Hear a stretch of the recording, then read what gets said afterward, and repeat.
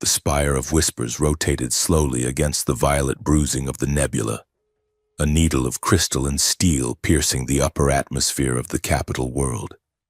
Inside, the grand hall smelled of ozone and expensive perfume. It was a gala for the victors, or at least for those who profited enough from the stalemate to call it a victory. Nira Vex stood near a pillar of transparent aluminum, nursing a drink she had no intention of finishing. She wore a gown of shifting iridescent silk that mimicked the flow of oil on water, and a half-mask of silver filigree covered the upper left quadrant of her face. It was not just fashion, it was a scanner suite. To her right, two politicians were laughing. They were tall, slender beings with pale blue skin and elongated fingers that gestured gracefully as they spoke. "The casualty reports from the Outer Rim are fascinating," one said, sipping a flute of bubbling neon liquid. "Human losses are up 12% this quarter. My portfolio is singing." "Only 12, the other replied, sounding bored. "I was promised 15. If the humans do not bleed faster, the reconstruction contracts will be delayed." Nira stared straight ahead. Her expression remained perfectly sculpted, a mask of bored amusement that matched the room. But behind her eyes, her mind was a cold, quiet riot. She hated them. She hated the way they turned death into arithmetic. She hated that she was one of them, a creature engineered for this viper pit. A vibration buzzed against her collarbone. It was a direct neural link, a channel so encrypted it did not officially exist. "Agent Vex." The voice was synthetic, stripped of gender and tone. "New directive, priority absolute, target location, Colony Sector 4, triage unit, designation, human artifact, status, alive, uninjured, unseen." Nira swirled her drink. "Artifact," she whispered, her lips barely moving.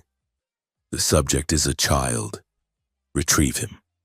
Do not log the acquisition in the central manifest. If you are detected by local enforcement, you are to leave no witnesses. If you are detected by our own high command, you are to self-terminate." The link severed with a sharp static pop. Nira set her glass on a passing hover tray. She did not look at the politicians again. She simply turned and walked toward the balcony, her silk dress rustling like dry leaves. A child. They wanted a human child, and they wanted him off the books. Nira stepped out into the night air, the wind whipping her dark hair. She looked up at the stars, counting the seconds until her extraction ship would cloak drop for her. She had her orders. She was a weapon, and weapons did not ask why the trigger was pulled. Light years away, on the dusty red dirt surface of Colony 4, the air smelled of ozone and burnt flour. Captain Mason Crow stood in the narrow kitchenette of his prefab housing unit, staring deeply into the eyes of a culinary disaster. The pancake in the pan was not golden brown. It was charcoal black on one side and raw batter on the other. "It is a tactical pancake," Mason said, flipping it onto a plate. "The enemy will never suspect it is edible." Sitting at the small plastic table, his son Toby giggled. The boy was 7 years old, with messy brown hair and eyes that seemed too big for his face. He was wearing pajamas printed with cartoon starships. "You are a bad cook, Dad," Toby said, poking the burnt disc with his fork. "I am an elite soldier," Mason corrected, sitting down opposite him. "I specialize in demolition, not breakfast. Eat around the burnt parts." It was their first night together in 6 months. Mason had just rotated off the front lines, his body a map of healing bruises and stiff joints. He felt too big for this room. His hands, calloused and scarred, looked clumsy holding a plastic fork. He watched his son eat, feeling that familiar terrifying ache in his chest. He had missed Toby's 7th birthday. He had missed the day Toby lost a front tooth. He was missing everything. "Did you sleep okay?" Mason asked. "Grandma said you were having nightmares." Toby stopped chewing. He looked down at his plate. "Not nightmares. Songs." Mason frowned. "Songs?" "Yeah," Toby said. "In the dream. It is not scary. It is just loud. It sounds like math, but singing." Mason reached across the table and squeezed the boy's hand. "It is just stress, buddy. The sirens, the drills, it gets into your head. We will go fishing tomorrow to real quiet, no noise at all." Toby smiled, but it did not reach his eyes. "Okay, Dad. Now finish your tactical pancake. Then it is time for the battle of the living room." 20 minutes later, the war was raging.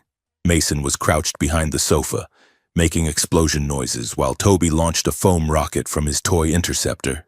They were laughing, the sound filling the small, sterile house, making it feel like a home. Then the lights died. It did not happen like a power outage, with a flicker and a fade. It happened instantly. Absolute darkness swallowed the room. The hum of the refrigerator cut out. The ambient vibration of the colony's atmospheric shielding vanished. "Dad?" Toby's voice was small. "Stay down," Mason said. His voice had changed. The father was gone. The captain was back. "Stay behind the sofa." Mason moved through the dark by memory, his hand finding the heavy kinetic pistol he kept locked in the wall safe. He spun the mechanical tumbler, electronic locks would be dead, and pulled the weapon free. Outside, the sky screamed. It was a sound Mason had heard 100 times on the front lines. The tearing of atmosphere as dropships breached the sound barrier. He moved to the window. Security drones, usually buzzing in patrol loops overhead, were falling from the sky like dead birds. They smashed into the street, sparks showering the pavement, and descending through the smoke were shapes that defied gravity. Sleek, petal-shaped craft that glowed with a soft, malevolent violet light. "Raiders," Mason hissed, but this was wrong. Raiders were messy. They came with loud engines and ballistic rounds. These ships were silent. The front wall of the house did not explode. It peeled open. The metal siding groaned and curled outward like a blooming flower, the molecular bonds dissolving under some invisible frequency. Mason threw himself over the sofa, covering Toby's body with his own. A wave of nausea hit him, a sudden violent vertigo that turned the world upside down. Gravity stuttered. Mason felt his stomach lurch into his throat. He gagged, fighting the urge to vomit. "Dad!" Toby cried out. "I have you!" Mason grunted. He raised his pistol, aiming at the hole where his wall used to be. The air in the room began to glitter. Silver nanodust swirled in the breach, coalescing into a shimmering fog. Through the mist, a figure walked.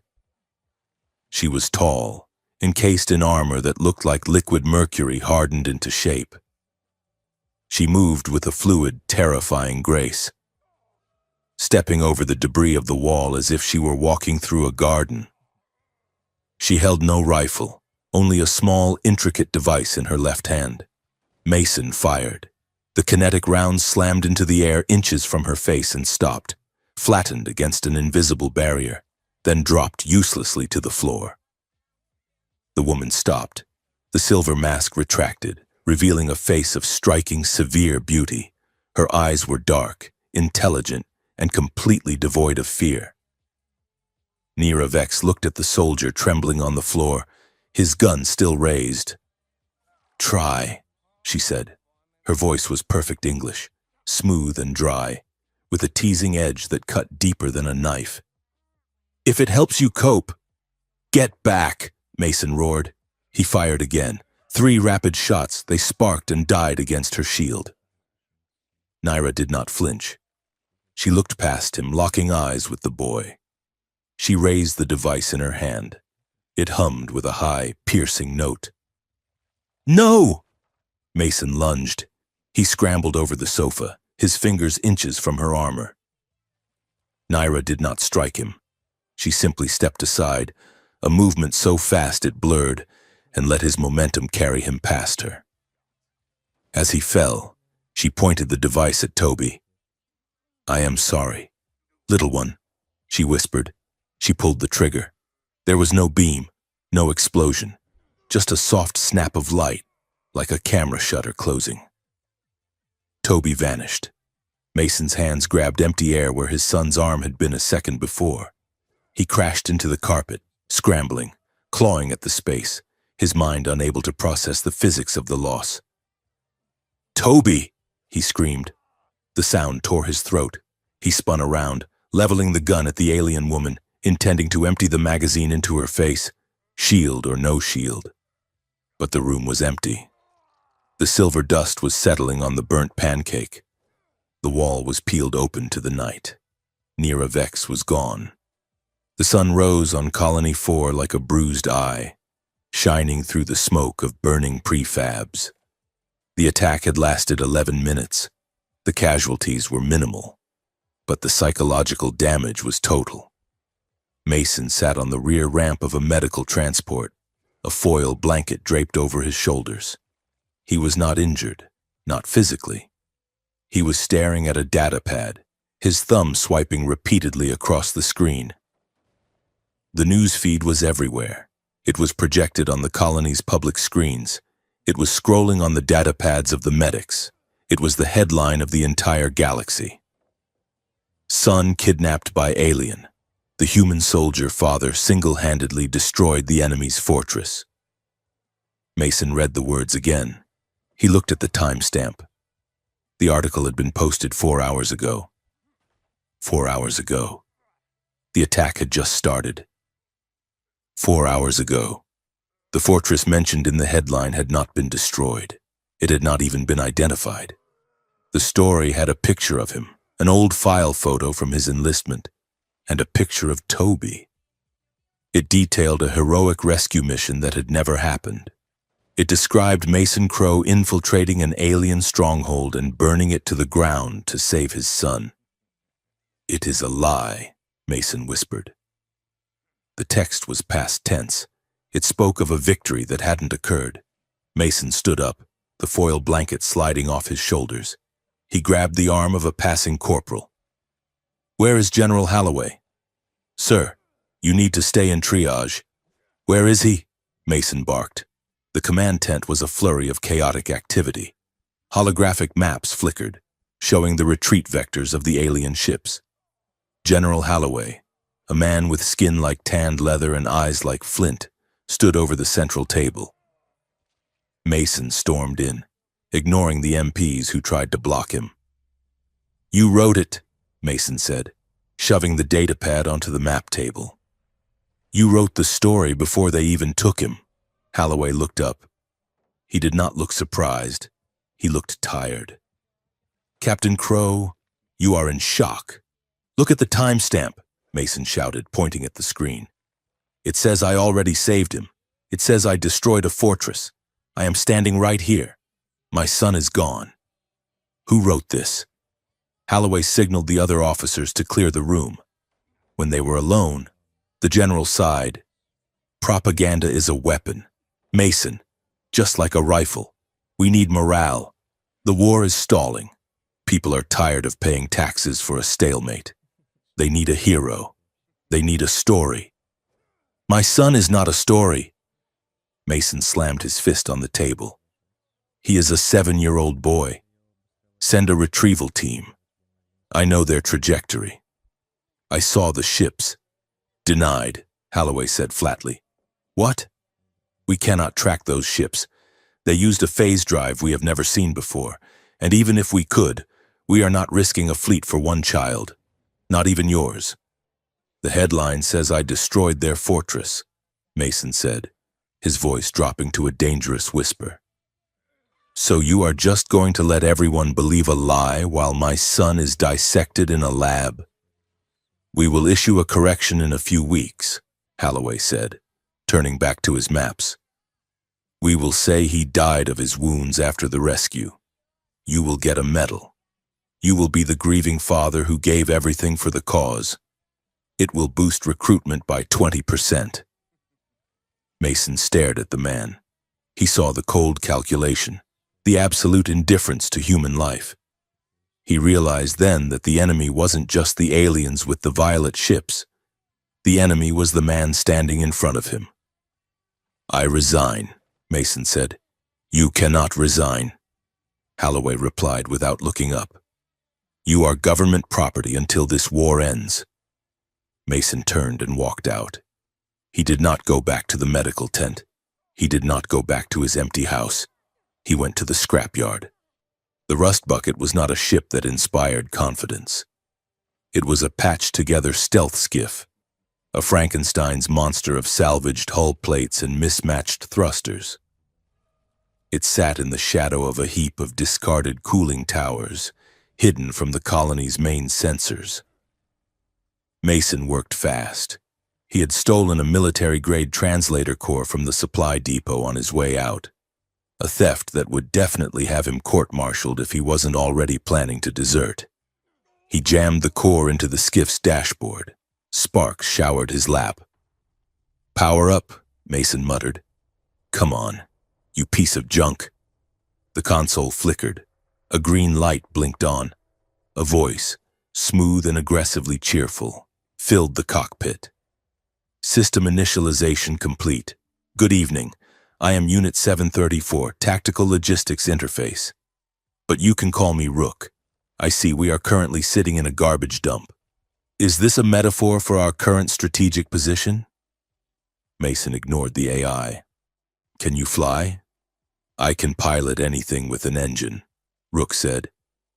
However, scanning this vessel's diagnostics. Oh my. The port stabilizer is held together with industrial adhesive, and the life support system smells like wet dog. Are we going somewhere? Or is this a suicide pact? We are going to the border, Mason said, strapping himself in. I need you to calculate a jump vector that avoids the colony patrol grid. That would require flying through the debris field of the Janus moon, Rook said. The odds of navigating that without hull breach are approximately 3-to-1 against... Do it. I am not saying your plan is bad, Captain, Rook droned. I am saying it is statistically allergic to survival, the type. But since I am programmed to obey even the most idiotic commands, engaging thrusters...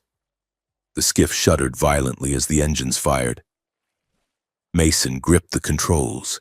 He watched the colony shrink in the rear monitor. He wasn't a soldier anymore. He wasn't a hero. He was a father, and he was going to burn the galaxy down if that's what it took to get Toby back.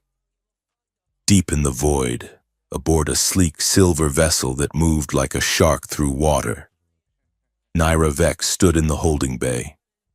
The room was soft. The walls were padded with a material that shifted texture to match the occupants' comfort levels. Currently, the walls were glowing a soft, pulsating orange. Toby sat in the corner, knees pulled to his chest. He wasn't crying anymore. He was staring at the wall. Nira watched him from the control booth. She had removed her helmet. Her face was pale, her expression unreadable. Why is the wall orange? Toby asked. His voice was muffled by the glass, but the audio pickup caught it clearly.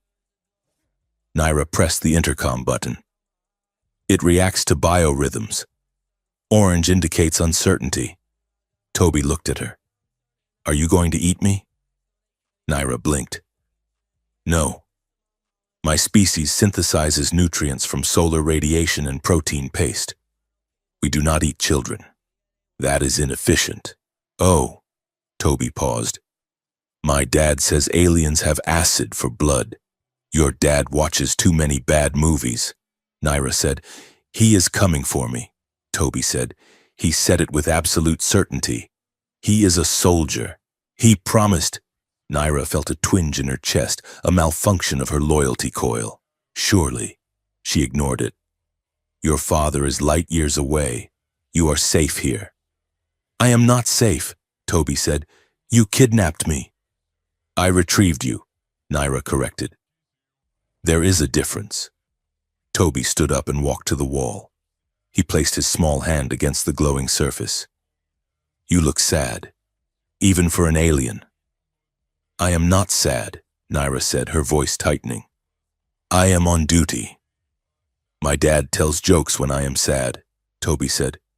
"Do you want to hear one?" "No." "Why did the Scarecrow win an award?" Naira sighed. "I do not know." "Why?" "Because he was outstanding in his field." Toby grinned. The wall behind him flickered. The orange shifted, bleeding into a bright, obnoxious yellow. Naira stared at the color. Yellow meant amusement. The wall was detecting amusement, but she wasn't amused. It was a terrible joke. "That was inadequate," Naira said, but the corner of her mouth twitched, just a millimeter. A red light flashed on her console, a priority message. Naira turned away from the window, her face hardening. She opened the channel. The text scrolled across her retina. New order. Subject designation. Human artifact deemed volatile. Transport to Fortress Ethelgard immediately. Upon arrival, subject is to be processed for extraction. Lethal termination authorized if resistance is encountered. Processed for extraction. That was a polite way of saying vivisection. They didn't want the boy. They wanted what was in his head. The songs. Naira looked back at the boy. He was making shadow puppets against the yellow wall. She had been ordered to deliver him to his death. Naira Vex had followed orders for 100 years. She had toppled governments, assassinated diplomats, and silenced dissenters. She was the perfect tool. She looked at the yellow wall. She looked at the small, fragile human who thought a Scarecrow joke could fix a kidnapping. "Computer," Naira said, "plot a course." "Destination Fortress Ethelgard?" the ship's computer asked. Naira paused. She looked at her hands. They were steady. "No," Naira said, "plot a course for the nebulous drift, deep space, maximum stealth. That is in direct violation of your orders. Agent Vex." "I know," Naira said. "Do it." Mason sat in the cockpit of the rust bucket, staring out at the expanse of alien-controlled space. The stars here looked different. They were colder, sharper. Enemy beacons bloomed in the distance like pale, frozen flowers, marking the perimeter of the territory where humans were not meant to go. "We are crossing the threshold," Rook announced. "Warning, we are now in a heavy kill zone. If anyone sneezes in our direction, we will vaporize. Just thought you should know." Mason pushed the throttle forward. The engines groaned, then caught, pushing them into the dark. He touched the photo of Toby he had taped to the dashboard. "I am coming," Mason whispered. The ship vanished into the shadow of the nebula, leaving the lies and the safety of the human world behind. Naira Vex stood in the galley of her silent silver ship, staring at a tray of nutrient paste with the intensity of a bomb disposal technician. She had been trained in 7 forms of martial arts, 3 dead languages, and the art of silent assassination. But she had absolutely no idea how to feed a 7-year-old human boy who was refusing to eat. She picked up a squeeze tube of gray protein gel. It was flavorless, odorless, and perfectly balanced for efficient caloric intake. To a child, she realized, it probably looked like wet cement. "Presentation is key," Naira muttered to herself. She squeezed the gel onto a plate, moving her hand carefully to form the shape of a smiley face. It was a disaster. The smile sagged instantly into a grimace, and the eyes were uneven lumps. It looked less like a happy greeting and more like a melting skull. She carried the tray into the holding bay. Toby was sitting on the floor, wrapped in a thermal blanket Naira had provided earlier. He was shivering. "I brought sustenance," Naira said, placing the tray on the floor. Toby looked at the gray, melting skull. He looked at Naira. "It is smiling," Naira explained helpfully. "It looks scary," Toby said, pulling the blanket tighter. "And this blanket hurts. It is too hot." "It is heated to 40 degrees Celsius," Naira said. "That is the optimal temperature for sterilization and warmth. I assumed human larvae required high heat to incubate." "I am not a larva," Toby said. "I am a kid, and it feels like a toaster." Naira sighed, a sharp exhale through her nose. She tapped her wrist control, lowering the blanket's temperature. She sat down on the floor, keeping a respectful distance. This was harder than interrogation. In an interrogation, she knew what the subject wanted to hide. With the boy, she had no idea what he wanted at all, other than his father. Toby poked the gray smile with his finger. "Are you a monster?" The question was innocent, devoid of malice, which made it cut deeper. Naira looked at her reflection in the darkened viewport, the sharp angles of her face, the cybernetic enhancements woven into her iris, the weapon strapped to her thigh. "No," Naira said, her voice deadpan. "I am worse. I am bureaucratic." Toby tilted his head. "What is that?" "It means I follow rules," Naira said. "Even when the rules are stupid, eat your smile. It will make you strong enough to run." Captain Mason Crow was miles away, drifting through a graveyard of ships. The rust bucket shuddered as it pushed through the debris field of the Ishtar Belt. This was the edge of civilized space, a place where the war went to die and get sold for parts. Giant husks of battleships, both human and alien, floated in the void, stripped of anything valuable. "Detecting a localized energy signature," Rook announced. "It matches the residual phase trail we picked up at the colony, but it is faint, like a whisper in a hurricane." "Lock on to it," Mason said, his eyes scanning the scanners. "I am trying," the AI replied, "but there is a lot of interference, mostly from that smuggler station off the port bow. They are broadcasting a sale on... Oh, look at that! Stolen human artillery." Mason gritted his teeth. He spun the wheel, guiding the skiff toward a cluster of lashed-together cargo modules that formed a makeshift station. He didn't bother hailing them. He just docked with a metallic crunch that probably scratched the paint he didn't have. Inside, the air was thick with smoke and the smell of unwashed bodies. The station was a neutral zone, a place where deserters, pirates, and profiteers mingled. Mason walked into the main bar, his hood up, his hand resting near the pistol at his belt. He found the station boss, a multi-armed alien named Varek, counting stacks of credit chips behind a grease-stained counter. "I am looking for a ship," Mason said, slamming a handful of currency onto the table. "Sleek, silver, silent tech." Varek looked up, all four of his eyes blinking out of sync. He laughed, a sound like grinding gears. "You and everyone else human. That is a Phantom-class courier.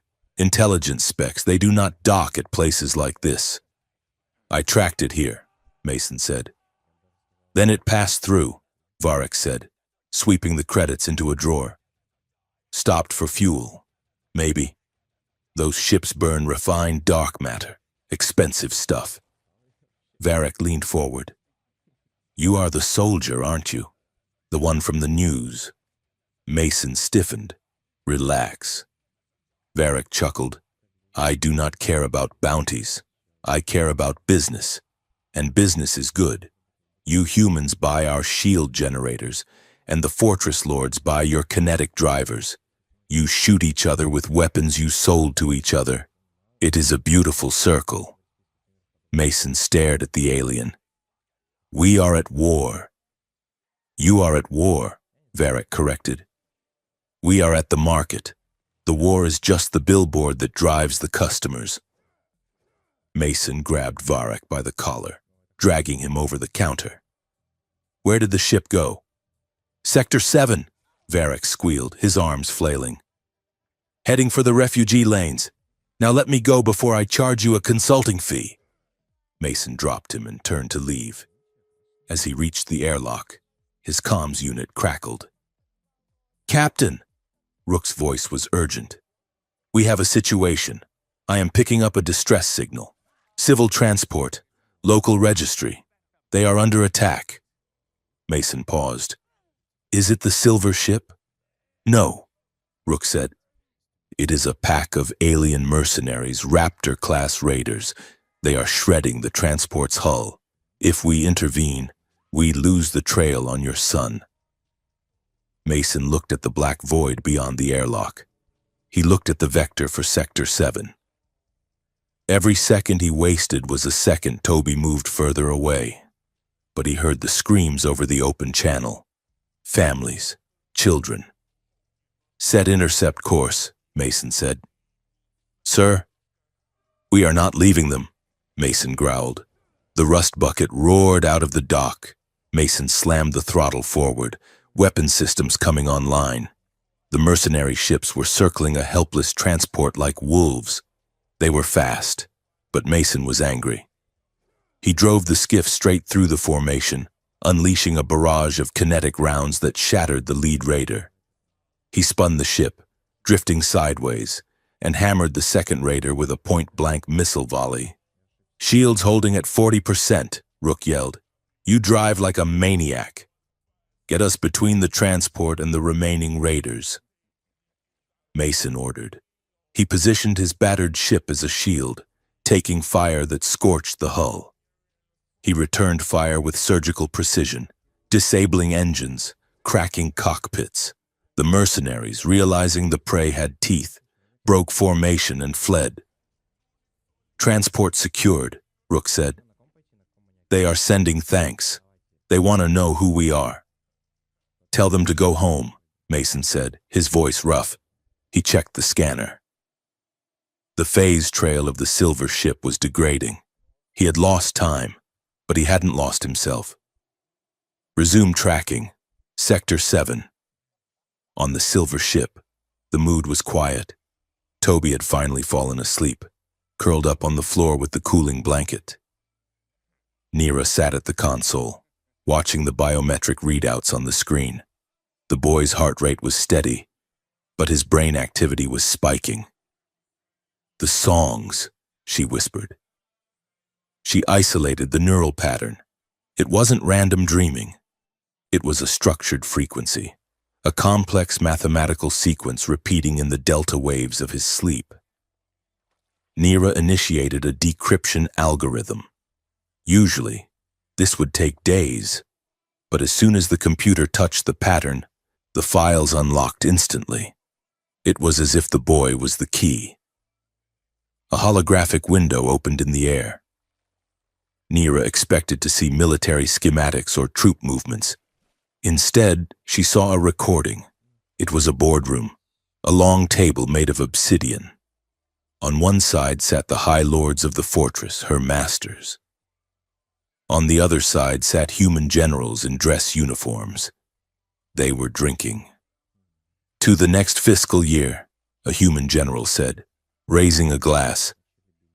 Nira recognized him. It was Minister Kalen, the man responsible for the planetary defense budget. Agreed, a fortress lord replied. The conflict on the moon of Auridon is yielding excellent resource extraction. If we maintain the stalemate for another 6 months, the profit margins will exceed projections. Just keep the casualty numbers manageable. Kalen said, we need fear, not despair. Fear keeps the funding flowing. Nira felt the blood drain from her face. She watched the recording loop. She watched her leaders shaking hands with the enemy, trading lives for profit. She had joined the intelligence directorate when she was young, believing the propaganda. She believed she was a scalpel, cutting out the cancer to save the body. She believed she was limiting suffering. She looked at the sleeping boy. He wasn't a weapon. He was a ledger. He was the proof that the war was a lie. "I am not a soldier," Naira whispered to the empty room. "I am a debt collector." She felt sick, a deep nausea that had nothing to do with biology and everything to do with her soul. She had kidnapped a child to protect a system that ate people. A light blinked on the comms board, an intercepted transmission. It was a wideband scan, searching for a specific frequency, searching for her ship. "Rook to Rust Bucket," a synthetic voice crackled. "Phase signature regained, I have a lock." Then a human voice, rough, tired, relentless. "I am coming. Toby, hold on." Naira stared at the speaker. It was the father. He had found them. She should jam the signal. She should jump to hyperspace. She should follow her orders. Instead, she keyed the microphone, her finger hovering over the transmit button. She didn't speak. She just listened to the sound of a man who loved his son enough to burn down the galaxy. "You are coming," Naira whispered, not transmitting. "Good." The starport at Vector Prime was a sprawling city floating in space, a tangle of docking arms and neon-lit promenades. It was the only place in the sector where the ceasefire was respected, mostly because the banking clans owned it. Naira walked through the crowded concourse, her face hidden by a holographic distortion field.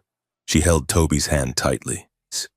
"Where are we going?" Toby asked, looking at the strange aliens passing by. "We need fuel," Naira said, "and you need real food. The paste is inadequate." She felt exposed. Her own government wanted her dead. The humans wanted her dead. And somewhere in this station, Mason Crow was hunting her. Mason stood on the upper gantry, overlooking the crowd. He was exhausted. He hadn't slept in 30 hours. But his eyes were sharp. "Scanner ping," Rook said in his earbud. "Target is below, level 4, near the noodle vendor." Mason looked down. He saw a shimmer in the air, a woman walking with a purposeful stride, holding the hand of a small boy in a hooded jacket. "Got you," Mason breathed. He vaulted over the railing, dropping onto a cargo container, then sliding down a maintenance ladder. He moved through the crowd like a shark, shoving people aside. Naira stopped. She felt it, the prickle on the back of her neck.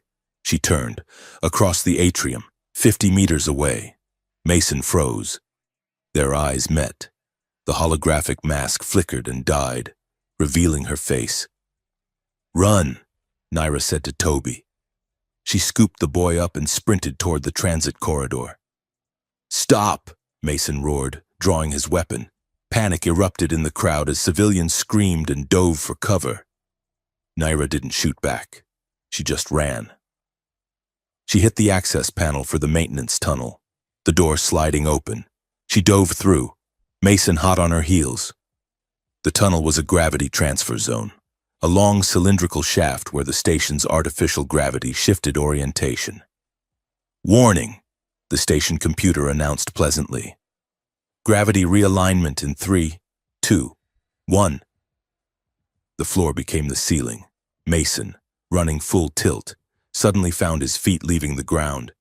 He slammed into the overhead pipe's dome, which were now the floor. "Activate mag boots," he yelled. His boots clamped onto the metal with a heavy metallic thud. He was now standing upside down, disoriented, his gun waving wildly. Naira didn't stumble. As the gravity shifted, she pushed off the wall, twisting in midair with the grace of a dancer. She landed softly on the new floor, which was the old ceiling, and kept running. She didn't need mag boots. She moved with the physics, not against them. Toby, tucked under her arm, looked back at his father. Mason was stomping along the ceiling, his arms flailing as he tried to maintain balance, looking like an angry magnetic duck. Toby giggled. "Dad looks funny."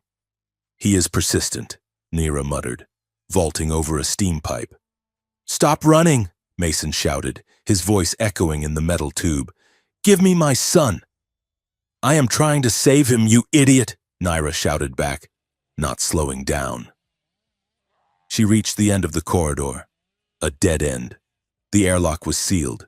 Mason stomped closer, leveling his pistol. Nowhere to go. Naira turned. She set Toby down behind her.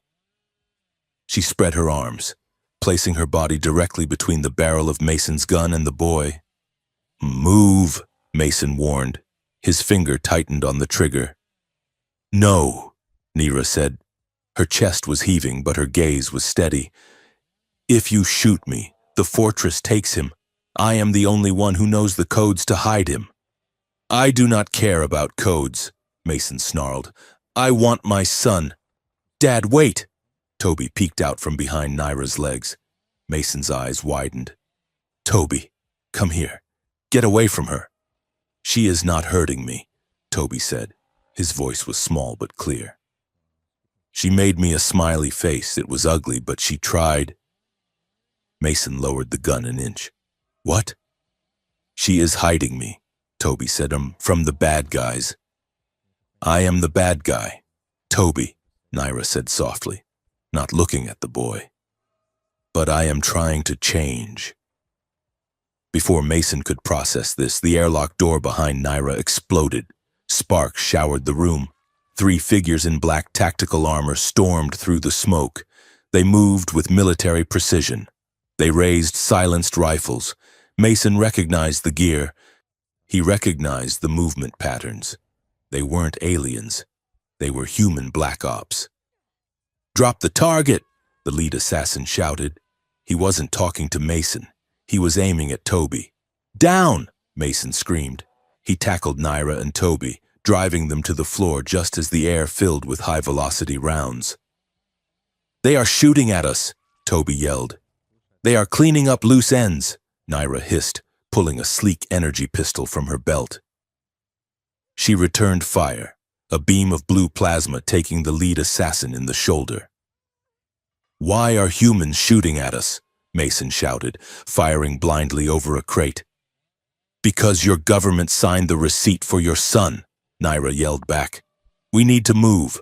My ship is docked at Bay 4, but they have blocked the path. My ship is at Bay 5, Mason said. It is a piece of junk, but it is fast. Go! Naira provided covering fire, her shots precise and deadly. They scrambled up, running together now. Mason took point, blasting the door lock. Naira covered the rear, shielding Toby with her body. They were a strange, chaotic unit, soldier, spy, and child, sprinting through the burning corridor. They burst onto the docking ring. The rust bucket sat there, engines idling. Rook, open the ramp, Mason yelled. I detect unauthorized passengers. Rook's voice boomed from the external speakers. And gunfire! Why is there always gunfire? The ramp hissed down. They dove inside just as the assassins breached the bay doors. Bullets pinged off the hull. Punch it! Mason slammed his hand on the console. The skiff lurched, tearing away from the dock. The G-force slammed them into the bulkheads as they rocketed into the void. Silence returned slowly to the rust bucket. The only sound was the hum of the engines and the rhythmic ping of the cooling systems. They were huddled in the small maintenance bay. It was cramped, smelling of oil and old coffee. Mason sat on a crate, wincing. A bullet had grazed his ribs, tearing through his flight suit. He was pressing a rag to the wound, his face pale. Naira stood over him. She had a medkit open. Her hands, usually so lethal, were moving with surprising gentleness. Move your hand, she ordered. I am fine, Mason grunted. You are bleeding on my boots, Naira said. Move! Mason moved his hand. Naira applied a clotting agent. It stung, cold and sharp. Mason hissed, his breath catching in his throat. He looked up. Her face was inches from his. He could see the intricate circuitry in her eyes, the sweat on her brow. For a second, the war didn't exist. There was just the heat of the small room, the smell of ozone and blood, and the terrifying proximity of the enemy. Nira finished the dressing. She stepped back, wiping her hands. "Your species is dramatic about blood," she said, her voice tight. It was a joke, a deflection. Mason buttoned his shirt, wincing. "Your species kidnaps kids." The air in the room froze. Nira's eyes hardened, the vulnerability vanishing behind the mask of the operative. "Your species sells them," she shot back. Mason stood up, towering over her. "What does that mean?" Nira walked to the ship's console. She plugged in a data chip. The Vault hymn recording appeared on the main screen. The image of the human general and the alien lord toasting to their prophets filled the room. Mason watched. He saw the faces, he heard the voices, he saw the signatures on the documents. He sank back onto the crate. That is General Holloway's signature." "The war is a business," Nira said quietly. "Your son has a unique neural pattern. Biometric encryption. He is the key to the archive where they keep the real ledgers. That is why I was sent to get him. To bring him to the fortress." "And what happens at the fortress?" Mason asked, dread pooling in his stomach. "They extract the key," Nira said. "It burns out the mind. He would live, but he would be empty." Mason looked at Toby, who was sitting in the pilot's chair talking to Rook about star charts. "You said you were taking him there," Mason said. "I was," Nira admitted, "until he told me a joke about a scarecrow." She looked at Mason. "I cannot stop the war, but I can stop this." "Where is the fortress?" Mason asked. Nira pulled up a star map. A red dot pulsed in the center of a dense asteroid cluster. "Fortress Ethelgard," she said. "He is scheduled to be transferred there in 2 days. If we do not get him to safety and expose this data before then, they will hunt us until we are dead." 2 days, Mason whispered. He looked at the alien woman who had stolen his son and then saved him. He hated her. He needed her. "Rook," Mason said. "Plot a course." "To where, Captain?" "To the fortress," Mason said. Nira looked at him, surprised. "That is suicide." "No," Mason said, checking his weapon. "It is a rescue mission. And then we are going to burn their business to the ground." "I see the romantic tension has evolved into a murder-suicide pact," Rook chimed in. "How efficient." Nira didn't smile, but she didn't argue. She stood next to Mason, looking at the map. 2 enemies, 1 ship, and a truth that would shatter the sky. "We leave now," Nira said. The rust bucket set down on the moon of Circuitus with a heavy mechanical groan, settling into a landscape that defied every law of geology Mason Crow had ever learned. This was not rock and dust. The ground beneath their boots hummed. It was a living, breathing motherboard the size of a planetoid. Grown rather than built, veins of gold and copper pulsed through the soil like capillaries, carrying data instead of blood. Trees were not wood, but spiraling towers of silicate that bloomed with fiber-optic leaves, casting a jittery neon twilight over the horizon. "Step where I step," Nira Vex said. Nira Vex.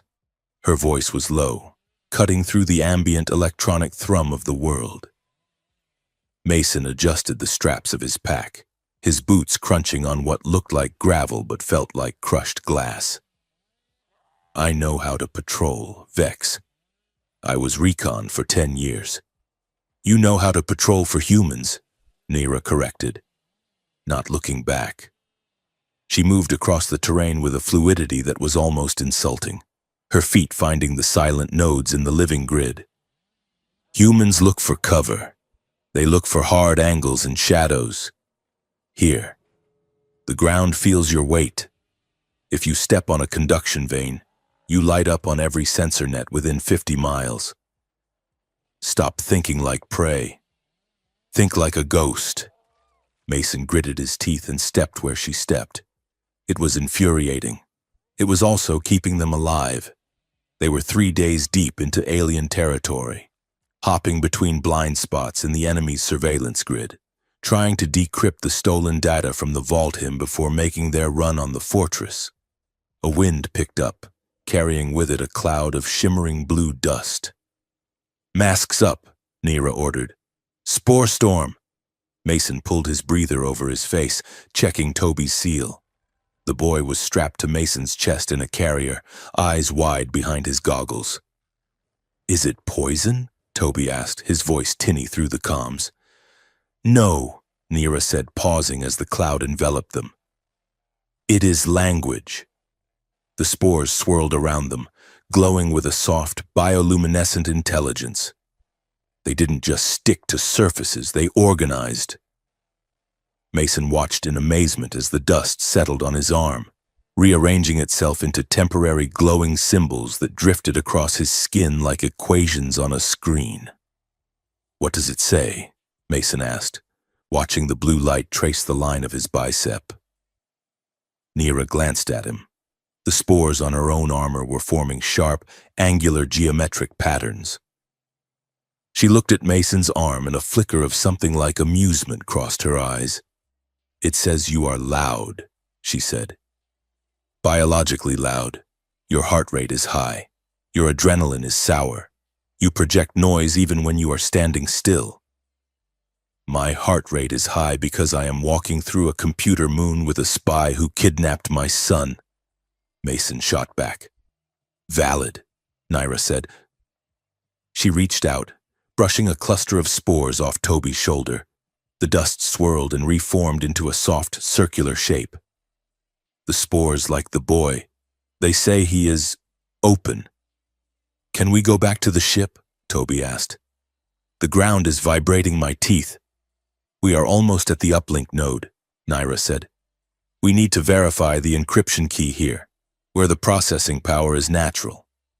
Then we leave." They moved forward. A strange little family unit cutting a path through the glowing storm. The soldier who marched, the spy who flowed, and the boy who watched the world write stories on his father's skin. Back aboard the skiff, the air was stale and recycled. Mason sat in the pilot's chair, cleaning his kinetic pistol. Nira was in the galley, analyzing the data they had harvested from the moon.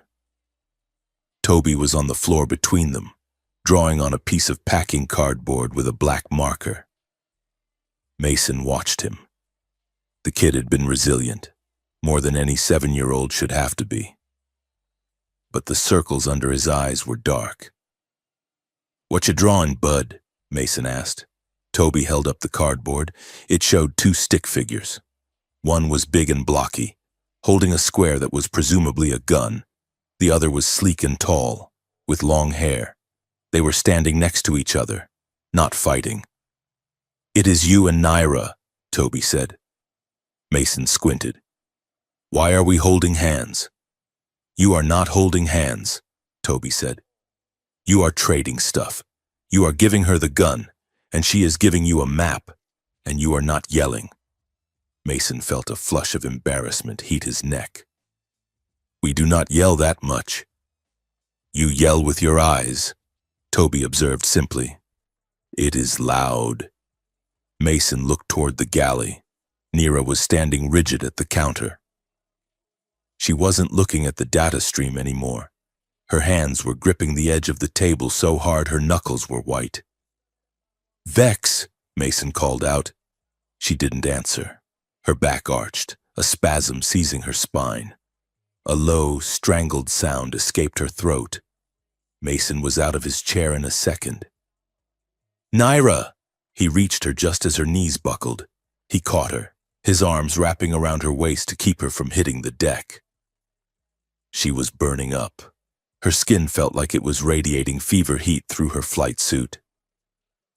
"Do not touch me," she gasped, her voice laced with panic.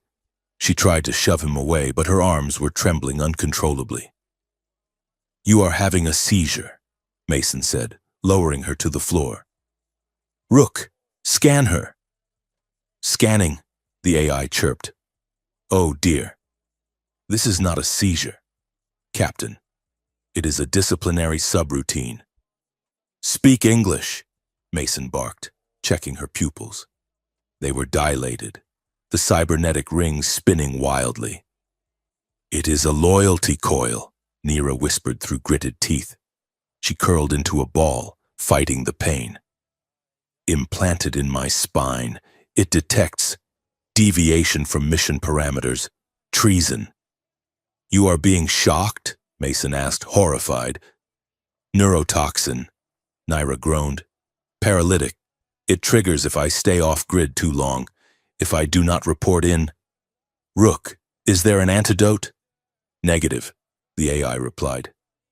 "The toxin is designed to liquefy the nervous system over a period of 6 hours unless a countersignal is received from high command.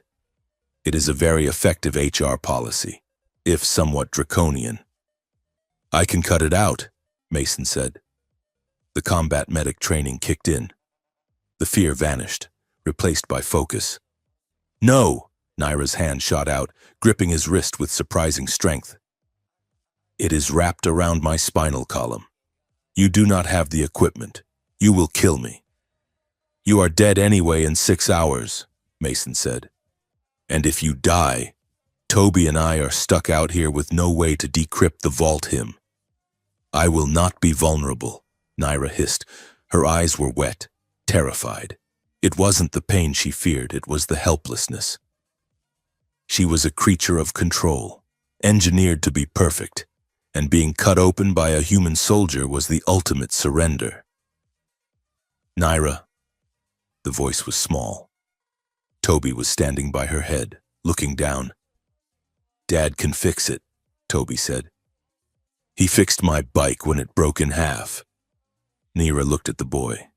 The pain spasm hit her again, making her arch off the floor. She gasped, sweat beading on her forehead. "It is scary," Toby said softly. "But sometimes brave is letting someone help." Nira stared at the child. The logic was simple, undeniable, and utterly human. She looked up at Mason. The hatred was gone from her eyes, replaced by a desperate, terrifying trust. "Do it," she whispered. "But if you paralyze me, Crow, I will find a way to kill you." "Deal," Mason said. The maintenance bay became an operating theater. Mason sterilized his combat knife and a pair of micro-forceps with the ship's engine coolant. The lighting was poor, casting long, jumping shadows against the hull. "Anatomy lesson," Nira gritted out. She was lying on her stomach on the metal table, her flight suit stripped to the waist. Her back was a landscape of pale skin and faint silver scars where her augmentations had been inserted. "The coil is at the base of the 4th vertebrae. It is gold. Do not nick the casing. If it ruptures, the toxin floods instantly."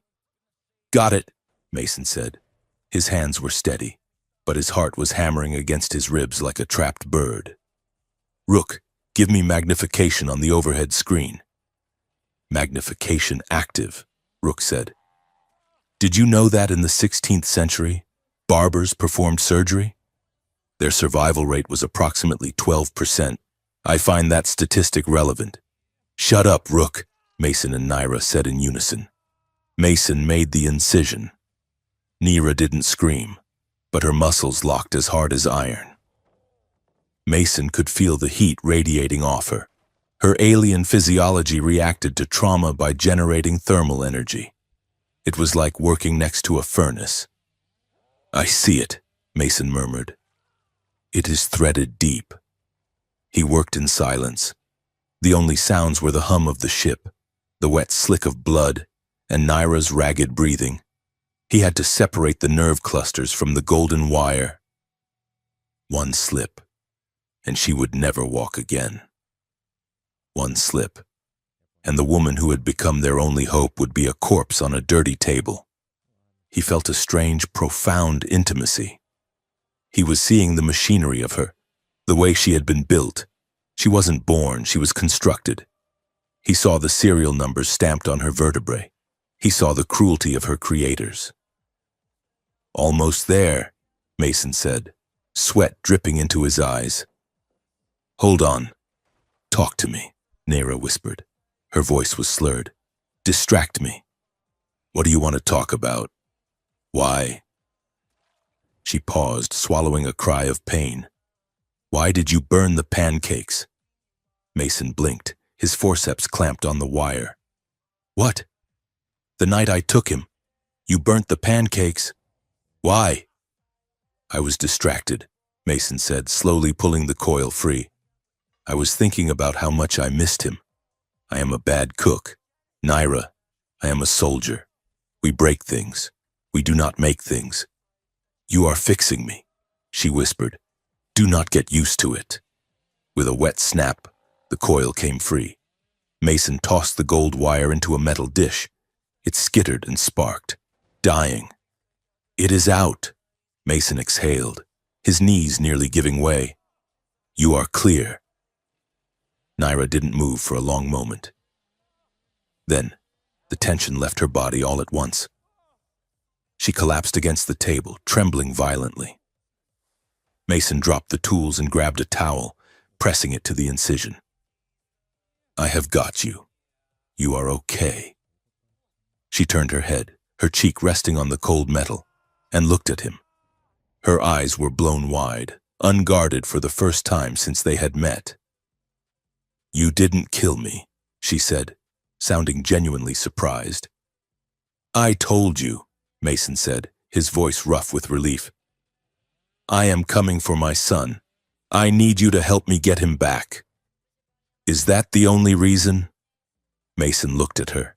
He looked at the blood on his hands. Her blood. He felt the heat of her skin against his palms. "Rest," he said. "We have a war to stop in the morning."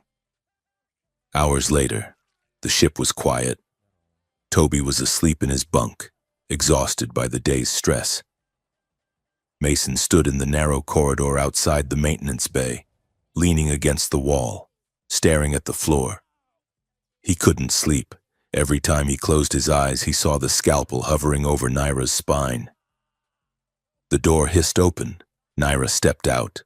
She was wearing a fresh tunic, loose and gray. She moved a little stiffly, but the lethal grace was returning. "You should be sleeping," Mason said. "My system heals at 4 times the rate of yours." Naira said. She stopped in front of him. The corridor was narrow. They were barely a foot apart. "How is the pain?" "Manageable," she said. She looked up at him. "I need to tell you something about my species." "Yeah?" "We are not just stronger," she said. "We are sensory dominant. We perceive emotional output as physical sensation. Fear tastes like copper. Joy feels like vibration." "And anger?" Mason asked.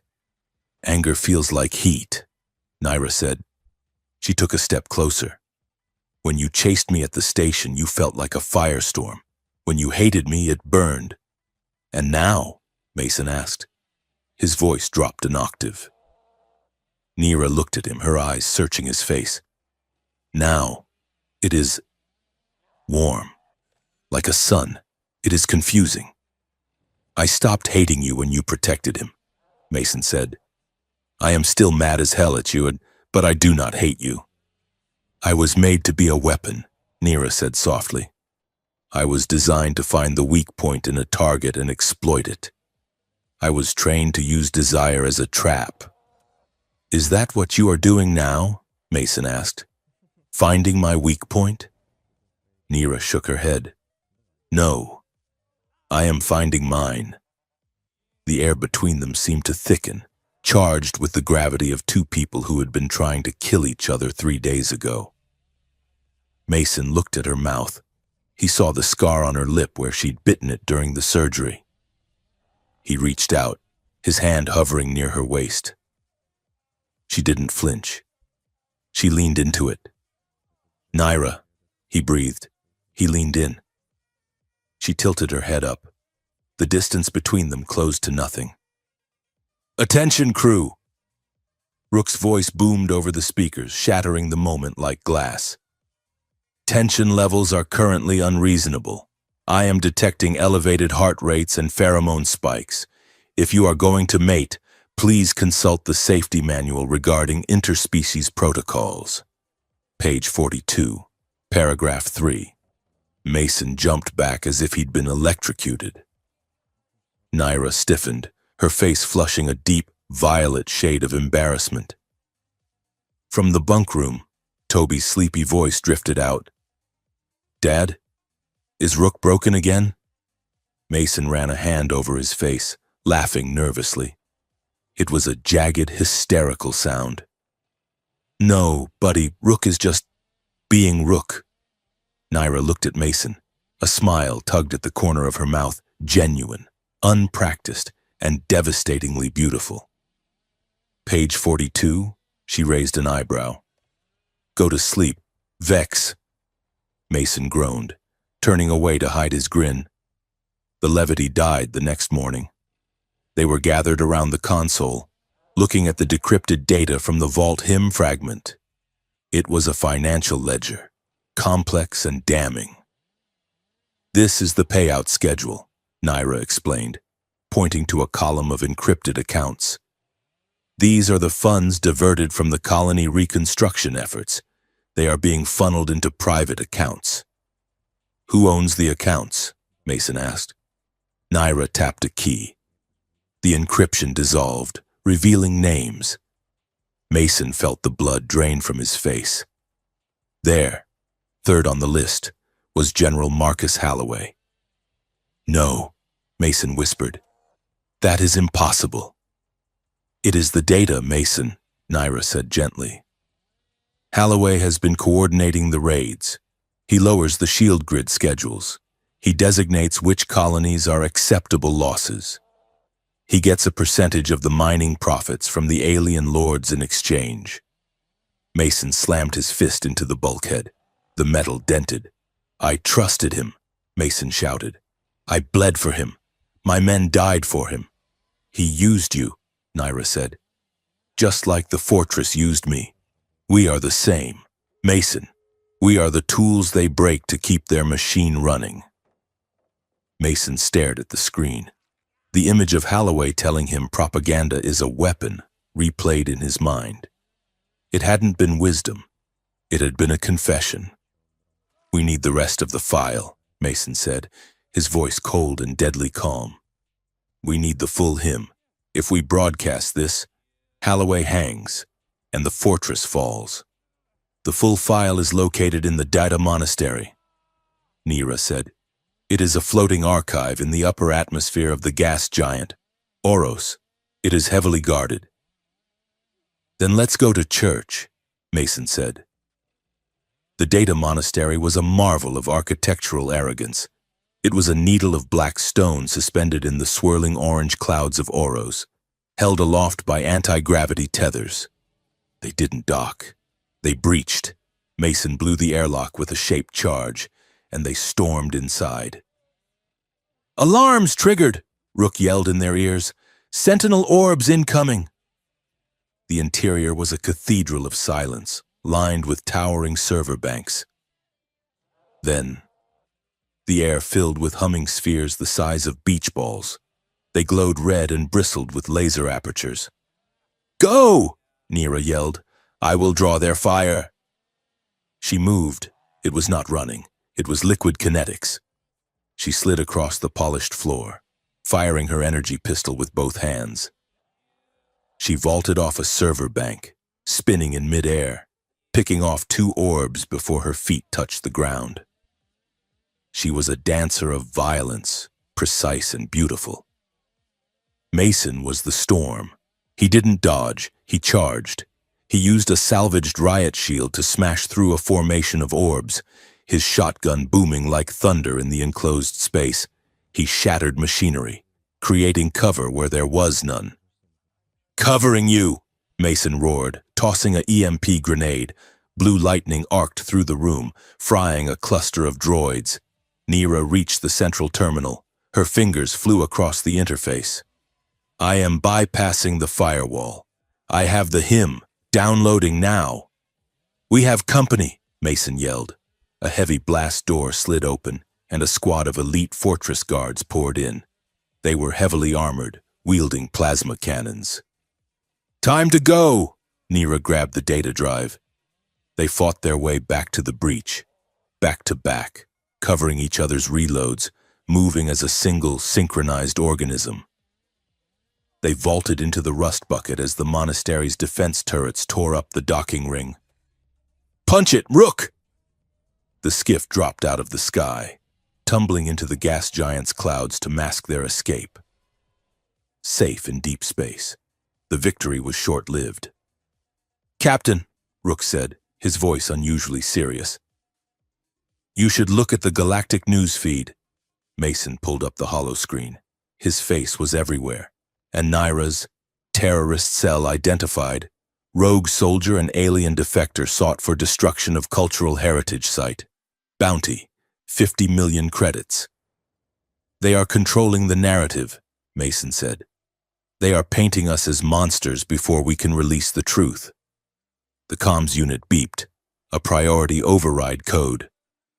It is a direct link, Nira said, staring at the frequency. From the fortress. Answer it, Mason said. A hologram shimmered into existence. It was a high lord of the fortress, tall, elegant, and terrifying. Beside him stood a familiar figure, Nira's former handler. Agent Vex, the handler said smoothly. You look tired. I am busy, Nira said. We know you have the HIM, the handler said. But you cannot broadcast it. We have jammed all civilian frequencies in your sector. You have nowhere to go. What do you want? A trade, the handler said. Bring us the human soldier and the child. Return the data. If you do, your defect will be overlooked. You will be reinstated. Not as an agent, but as a consort to the High Lord. You will live in luxury. You will never have to fight again. Mason stepped into the frame, his hand on his pistol. Ah, the handler smiled. The hero, Captain Crow, your government has already disavowed you. You are a ghost. Give up. Nira stared at the hologram. The offer was everything she was designed to want. Safety, status, a place in the hierarchy. She looked at Mason. She looked at the closed door of the bunk room where Toby slept. A consort, Nira repeated. You want me to be a pet. Better a pet than a corpse, the handler said. Nira laughed. It was a sharp, brittle sound. I would rather be a ghost. She drew her pistol and fired a single shot into the hollow emitter. The image vanished in a shower of sparks. Silence filled the cockpit. Nira stood there, chest heaving, the smoking gun in her hand. She was shaking. The rejection of her creators, the final severing of her past, left her reeling. Nira, Mason said. She turned to him, her eyes wide with adrenaline and fear. I just declared war on my own gods. Mason didn't speak. He crossed the distance between them in 2 strides. He didn't ask. He just pulled her into him, wrapping his arms around her rigid frame. She stiffened for a heartbeat, the old instinct to recoil fighting the new instinct to connect. Then, she broke. She melted into him, her face burying itself in the crook of his neck, her hands clutching the back of his shirt. He held her while she shook. He held her until the heat of her anger turned into the warmth of her resolve. They took everything from us, Mason whispered into her hair. So we are going to take everything from them. Nira pulled back, looking at him. Her eyes were clear now. Dangerous. The fortress core, she said. It is powered by a stolen human prototype reactor. If we overload it, the explosion will be big enough to shatter the station's jamming field. The blast will carry the Vault HIM signal on the shockwave. Every receiver in the galaxy will pick it up. We will be at ground zero, Mason said. Yes, Naira said. It is an impossible plan. I specialize in those, Mason said. He looked at the star map, at the red dot of Fortress Ethelgard. We rescue Toby, we blow the core, we tell the truth. Even if it kills us, Naira said. Even if it kills us. Mason agreed. He took her hand. This time, there was no hesitation. They stood together in the dim light of the cockpit, two broken weapons forging themselves into something new, ready to fly into the fire. Fortress Ethelgard was not a station. It was a scar on the face of the void, embedded deep within a hollowed-out asteroid the size of a small moon. The structure bristled with hostility. Massive rotating rings of black metal orbited the central rock, glowing with the red eyes of defense turrets. It looked less like a military base and more like a crown of knives spinning in the dark. Inside the rust bucket, the mood was suffocating. It is not just a fortress, Naira Vex said, her voice devoid of emotion as she piloted the skiff toward the merchant docking lane. It is a laboratory. The fortress lords use it to test neural interfaces. They take prisoners, political dissidents, soldiers, children, and try to turn their minds into processing keys. Mason stood behind her, staring at the screen. His hands gripped the back of her chair so hard the leather creaked. Children? Neural plasticity is higher in the young, Naira said. They survive the bonding process longer than adults. Mason let out a sound that was half growl, half sob. He turned, pacing the small cockpit, his hand dropping to his pistol. I am going to kill every single one of them. I am going to tear this rock apart. Naira spun her chair around. She caught his wrist. Her skin was cool, her grip iron hard. No, she said. You are not. Let go of me, Vex. Rage is loud, Mason, Naira said, her eyes locking onto his. Rage makes you stupid. It makes you predictable. If you go in there angry, you trigger the alarms in 10 seconds and your son dies. We need quiet. We need cold. Mason breathed heavily, his chest heaving against his armor. He looked at Toby, who was sitting quietly in the corner, watching them. Cold, Mason repeated, forcing his pulse to slow. Okay, I can do cold. Good, Naira said. Because we are not breaching. We are checking in. The plan was madness, which meant it was the only option they had. Naira would enter as herself, Agent Vex, returning from a successful retrieval mission. Mason would be concealed inside a scanning-shielded cargo shell, listed as sensitive biological equipment. And Toby. Naira knelt before the boy. She held a small canister of nanite pigment. This will tickle, she said. She sprayed the mist over Toby's face. The boy scrunched his nose. The pigment settled, shifting his skin tone to a pale, iridescent blue. It altered the contours of his face, giving him the appearance of a juvenile krell, a species known for bureaucracy and accounting. Naira handed him a small data pad and a pair of oversized fake spectacles. You are my actuary, Naira said.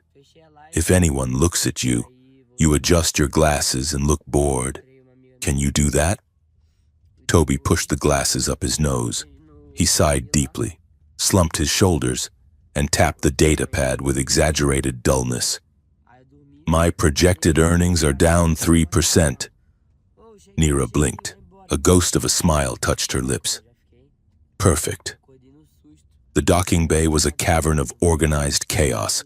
Loader droids marched in synchronized lines, carrying crates of munitions and exotic foodstuffs.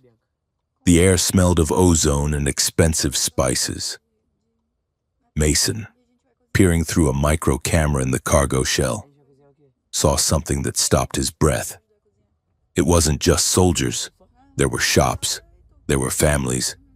He saw an alien mother buying fruit from a stall, holding the hand of a child who was licking a glowing green lollipop. He saw workers laughing as they shared a drink after a shift. For years, the propaganda had told him the enemy was a hive mind, a swarm of monsters. But these were just people. People living under a lie, just like he had. "Clearance granted, Agent Vex," a customs droid droned. "Proceed to the inner sanctum." The cargo shell hovered behind Naira on a repressor field. She walked with her head high, the terrifying grace of a predator returning to its den. Toby shuffled beside her, looking imperiously at a guard who glanced his way. They moved deeper into the fortress. The aesthetic shifted from industrial steel to opulence. The corridors were lined with silk banners and statues of the High Lords. "Agent Vex." The voice was smooth, cultured, and made Mason's skin crawl inside his hiding spot. Nira stopped. Blocking their path was High Lord Valerius. He was tall, draped in robes of crushed velvet, with pale skin and eyes that looked like chips of ice. He was Naira's handler, the man who had owned her for a century. "My lord," Naira said, bowing her head. "You went dark," Valerius said, stepping closer. He reached out, his long fingers tracing the line of her jaw. It was a possessive, intimate gesture. "I was beginning to worry you had broken. My comms were damaged in a skirmish," Nira lied smoothly. "I prioritized the asset." "And the asset?" Valerius looked at the cargo shell. "Secure," Naira said, "and fragile. I am taking it to the stabilization wing." Valerius smiled. He trailed his hand down her neck, resting it on her shoulder. He squeezed, hard. "You look tired. Naira, after you deliver the package, come to my chambers. You require recalibration." Inside the shell, Mason raised his weapon. He had a clear shot through the ventilation mesh. He could put a round right between the High Lord's eyes. His finger tightened on the trigger. "Do it!" His instincts screamed. "Kill him." "I would be honored, my lord," Naira said, her voice flat. Mason froze. He heard the slight tremor in her voice, not fear, but revulsion. She was playing the part. She was letting this monster touch her to keep Toby safe. "If you do it now, your son dies." Her voice echoed in his memory. Mason exhaled. He lowered the gun. "Go," Valerius said, dismissing her with a wave. "Do not keep me waiting." Naira walked away. She didn't wipe the spot where he had touched her. She just walked faster. They found a temporary haven in a maintenance auxiliary tunnel, a narrow passage filled with steam pipes and the thrum of the station's power grid. Nira deactivated the cargo shell. Mason burst out, his face flushed with fury. "He touched you," Mason spat. "I should have killed him. And then we would be dead," Naira said. She was shaking. She leaned against the cold metal wall, wrapping her arms around herself as if trying to hold her body together. The mask of the cool operative was cracking. "I am a tool to them. Mason, you do not ask a hammer if it wants to be held." "You are not a hammer," Mason said. He stepped into her space. The tunnel was cramped, the air thick with heat and tension. Naira looked up at him. Her eyes were wide, dark pools of adrenaline and shame. She needed to ground herself. She needed to prove that she was real, that her body belonged to her. She reached out, grabbing the lapels of his jacket and shoved him backward. Mason hit the wall with a dull thud. He didn't fight back. He let her pin him there. Naira pressed her body against his, the hard lines of her armor digging into him. She wasn't trying to hurt him. She was trying to feel the resistance, the solidity of him. "You are shaking," Mason whispered. "I hate him," Naira hissed, her voice trembling. "I hate that I still fear him." "I know." She looked at his mouth. The distance between them was nothing. The air felt charged, electric, heavy with the terrifying pull of gravity. Mason, she said. It was the first time she had used his first name without mockery. Mason looked into her eyes. He saw the question there. He saw the need for something that wasn't war, something that wasn't orders. May I? He asked. It was a simple question. It gave her all the power. Yes, Nira breathed. Yes. He didn't grab her. He brought his hands up slowly, cupping her face, his thumbs brushing the high ridges of her cheekbones. He kissed her. It wasn't soft. It was desperate. It tasted of adrenaline and survival. Nira made a low sound in her throat and melted into him, her hands tangling in his hair, pulling him closer. For a moment, the fortress didn't exist. The war didn't exist. There was only the heat of their bodies and the desperate, frantic affirmation that they were alive. They broke apart, breathless, foreheads resting against each other. Okay, Nira whispered, her voice steadying. Okay. We are going to burn this place down, Mason promised.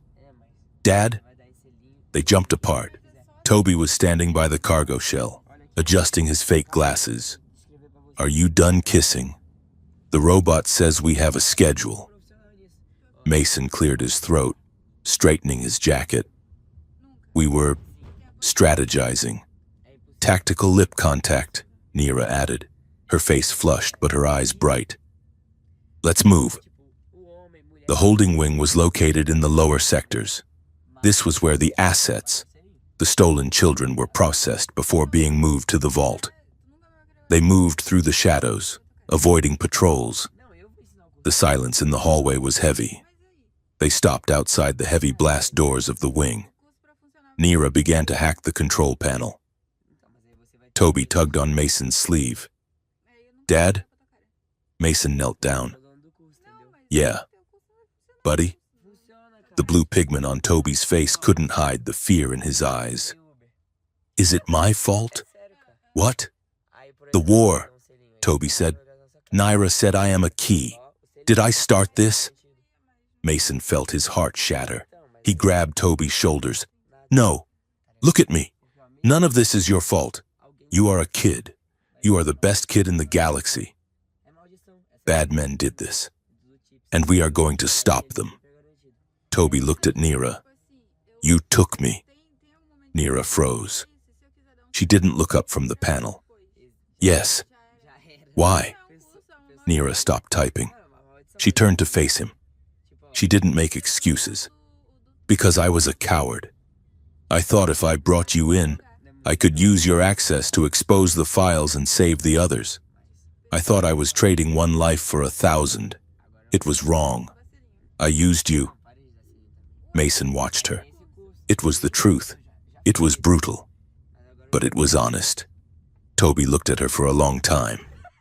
Then he nodded. Just do not lie to me again, he said. Nira looked as if he had struck her. She nodded slowly. I promise. Door is open, she said, her voice thick. They stepped inside. The room was vast, lined with medical pods. Monitors flickered with data streams. But it was empty. The pods were open. The lights were dimmed. There were no children. Where are they? Mason asked, his voice echoing. Something is wrong, Nira said. She ran to the nearest terminal. Her fingers flew across the keys. The logs, they were moved. An hour ago. Moved where? To the core, Nira said, her face paling. To the vault chamber itself. Suddenly, the blast doors behind them slammed shut. The lock engaged with a heavy metallic clang. Trap, Mason barked, raising his rifle. A voice boomed over the intercom. It was Valerius. Did you really think I believed your story, Agent Vex? You always did have a soft spot for strays. The floor beneath them hissed. Vents opened, spewing a thick white gas. Gas! Mason yelled. Masks! But it wasn't poison. It was a high-density stun vapor. Mason grabbed Toby, trying to shield him. but the floor itself opened up. A containment field, a cylinder of hard light, shot up from the ground, isolating Toby from them. "Dad!" Toby screamed. "Toby!" Mason threw himself at the light. He bounced off, the energy burning his hands. The section of the floor holding Toby began to descend rapidly, dropping him into the depths of the station. "No!" Mason roared. He pounded on the energy field, helpless. "Give him back! He is required elsewhere." Valerius's voice purred. "But do not worry. You will join him soon, after we have processed you." The gas thickened. The blast doors at the far end of the room hissed open. A squad of heavy assault droids clanked in, their weapons charging. Naira grabbed Mason's arm. "We have to move. We cannot help him if we are dead." Mason watched his son disappear into the dark. The rage he had bottled up, the cold he had maintained, shattered. "Kill them," Mason said. He turned toward the droids. He didn't seek cover. He advanced. The firefight was not a battle. It was a massacre. Mason moved with a brutality that terrified even Naira. He used his kinetic rifle to shatter the droid's armor, then closed the distance to use the stock of the gun as a club. He was a force of nature, driven by the singular, blinding need to get to his son. Naira was right beside him. She was the scalpel to his hammer. She shot out the sensors of the droids, blinding them, while hacking the door controls with her free hand. "The core is 5 levels down," Naira yelled over the roar of plasma fire. "We need to breach the lift shaft." They fought their way out of the wing, leaving a trail of smoking metal behind them. They sprinted through the corridors, ignoring stealth. Alarms blared. Red lights bathed the station in blood-colored pulses. "They are sealing the bulkheads," Mason yelled. "I am overriding them." Naira shot a control panel, sparking the wires. The door groaned open. They reached the central lift. Mason didn't wait for the car. He pried the doors open with his bare hands and jumped into the dark shaft, sliding down the cables, his gloves smoking from the friction. Naira followed, using her mag boots to surf the wall. They landed on top of the lift car as it descended. Mason blew the hatch and they dropped inside. The doors opened onto the core level. The heat was intense. In the center of the chamber, a massive column of energy pulsed. The vault. It was a swirling vortex of blue light, humming with power, but it wasn't alien tech. Mason froze. He recognized the design. He recognized the markings on the stabilizer rings. "That is a T7 reactor," Mason whispered. "That is human tech. United Earth Coalition markings." The prototype, Naira realized. They didn't just collaborate on the war. Your people built the engine that powers their fortress. The betrayal was total. The enemy wasn't across the border. The enemy was the border itself. "There," Mason pointed. Across the bridge that spanned the reactor pit stood the massive vault door. It was closed, and standing in front of it, flanked by his personal guard, was General Halloway. He wasn't a hologram this time.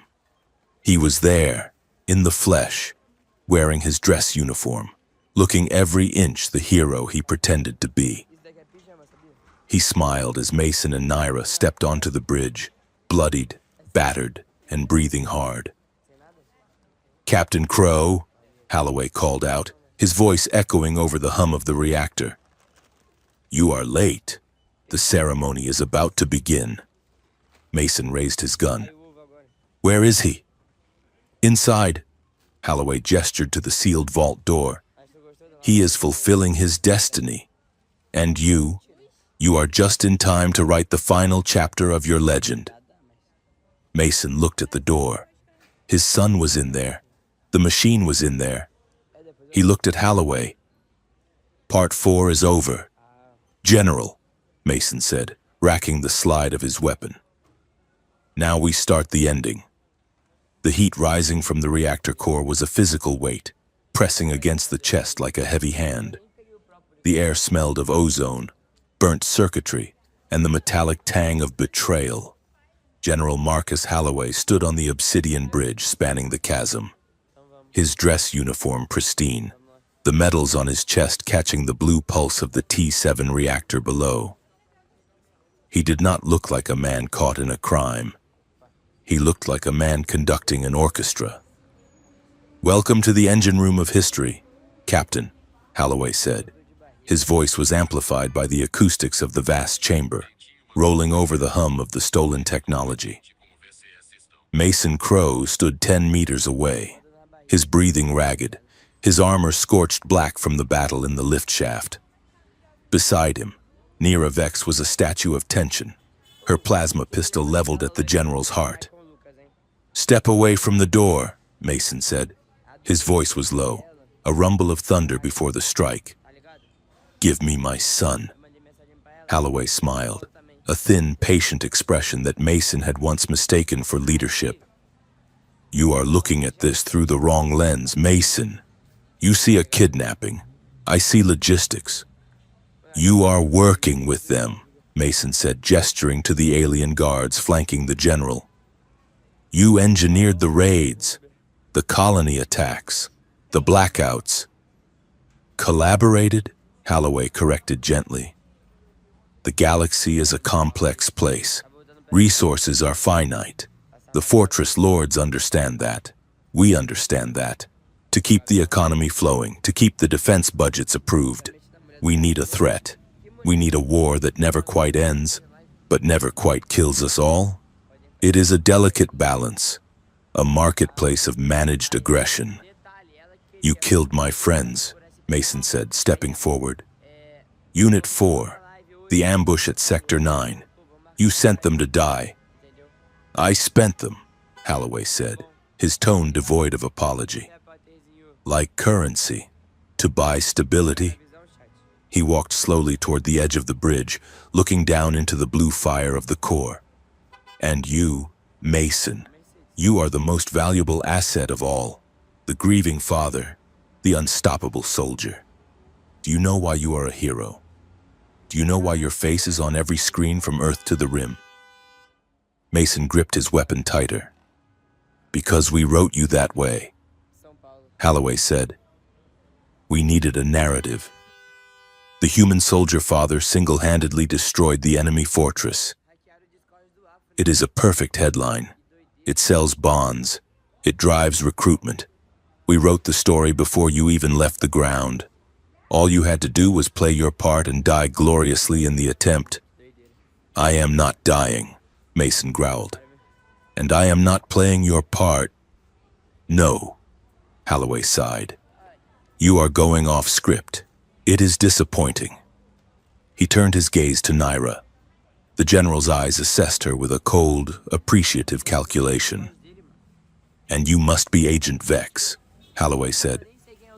"Valerius speaks highly of you. He says you are broken but beautiful."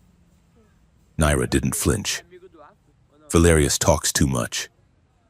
"He is willing to offer you a new deal," Holloway said, clasping his hands behind his back. "The captain is a dead man walking. He cannot leave this rock, and but you have potential. Betray him. Put a bullet in his leg right now, and Valerius will elevate you. You will be a face of the new alliance. You will have power, luxury, influence. Your beauty is a currency. Agent Vex. Why spend it on a suicide mission when you can invest it in the future?" Nira lowered her gun slightly. She tilted her head, letting the reactor light catch the sharp angle of her cheekbone. She stepped away from Mason, moving with a fluid, hypnotic rhythm. "Power," Nira said, testing the word. "It is a tempting offer. I am tired of running. General, I am tired of sleeping in air ducts and eating nutrient paste." Mason looked at her, his jaw tightening. "Nira?" She ignored him. She walked toward Holloway, her hips swaying, her eyes locked on the general. It was a performance, a weaponized display of the seduction she had been engineered for. "Valerius thinks he owns me," Nira said, her voice silky and dangerous. But ownership is such a fluid concept, isn't it? If I join you, General, I would expect autonomy. Holloway smiled, stepping closer to her, drawn in by the gravity of her presence. Negotiable. We can discuss terms. Good, Naira purred. She was close enough to smell his cologne now. She ran a hand along the railing of the bridge. Because I have a counteroffer. Oh? Mason, Naira said, her voice changing instantly, sharpening into a tactical command. 3 degrees right, the coolant pipe. Mason didn't hesitate. He trusted her more than he trusted gravity. He snapped his rifle 3 degrees to the right and fired. The kinetic round punched through the exposed coolant line running along the wall. High-pressure steam exploded outward, engulfing the alien guards on the right flank in a blinding white cloud. Naira moved. She didn't shoot Holloway. She spun, using her momentum to kick the guard on the left, sending him tumbling over the railing into the reactor pit. She dropped into a crouch, her fingers flying across the holographic interface of the bridge control panel. Misdirection, Naira shouted over the hiss of steam.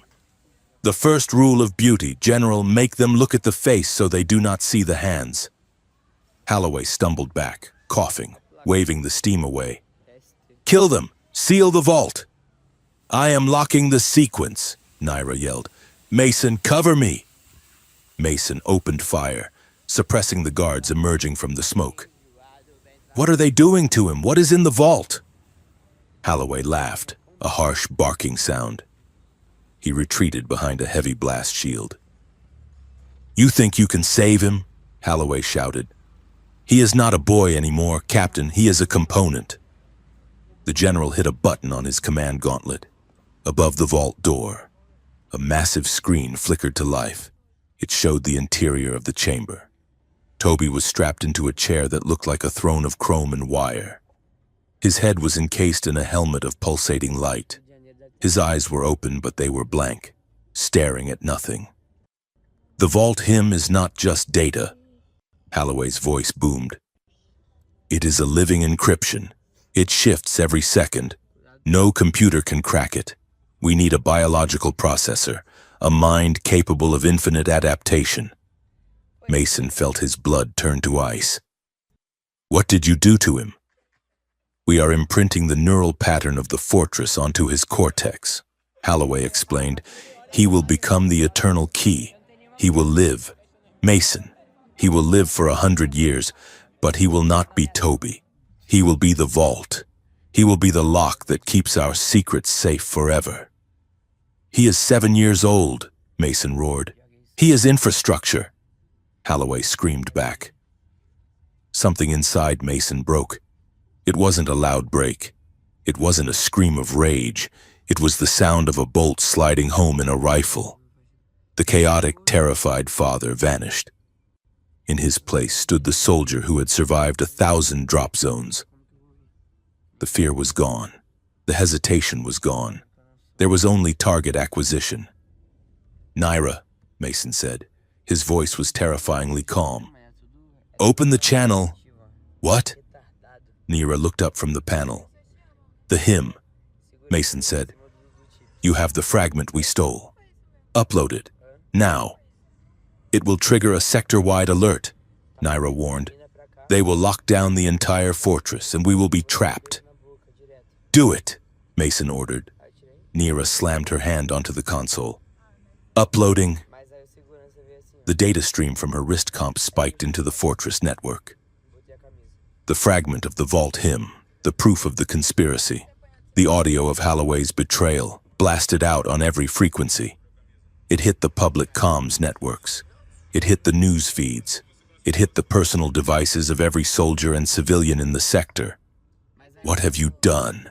Holloway gasped, looking at his gauntlet as notifications began to scroll wildly. I just rewrote the story, Mason said. The fortress screamed. It was a mechanical shriek, a siren that vibrated in the marrow of their bones. The lights in the chamber turned from blue to a violent, pulsing crimson. Security breach, the The station AI announced, "Containment Protocol Omega, reconfiguring." The bridge beneath their feet groaned. "Gravity shift!" Naira yelled.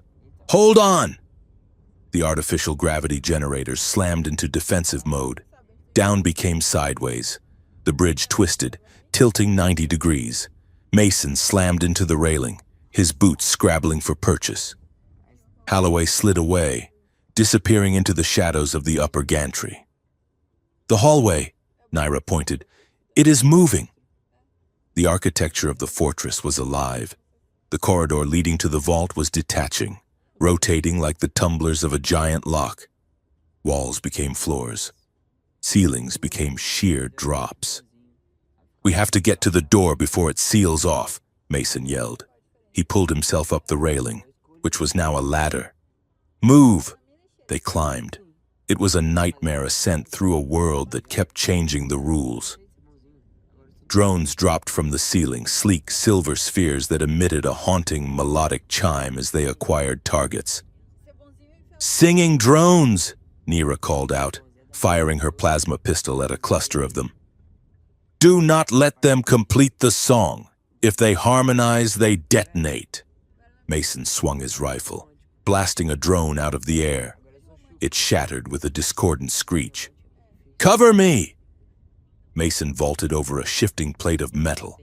He landed on a platform that was rapidly sliding away from the vault entrance. He reached back. "Naira, jump!" Naira stood on the railing below him. The gap was 5 meters and widening. Below her, the reactor core waited, a mouth of blue fire. She didn't hesitate. She launched herself into the void, her body fully extended. Mason caught her. He grabbed her forearm, the impact jarring his shoulder. He hauled her up onto the platform just as a beam of energy from a turret sliced through the space she had occupied a second before. They scrambled up the tilting floor.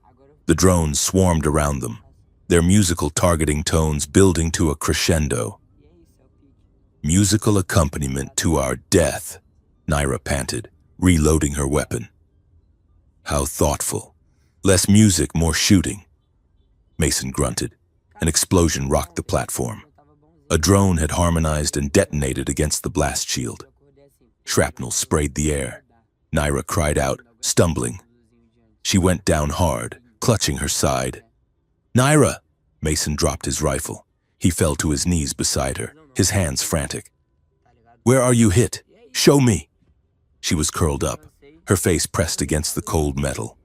Mason's heart hammered against his ribs like a trapped bird. The panic he had suppressed for Toby surged back, but this time it was for her.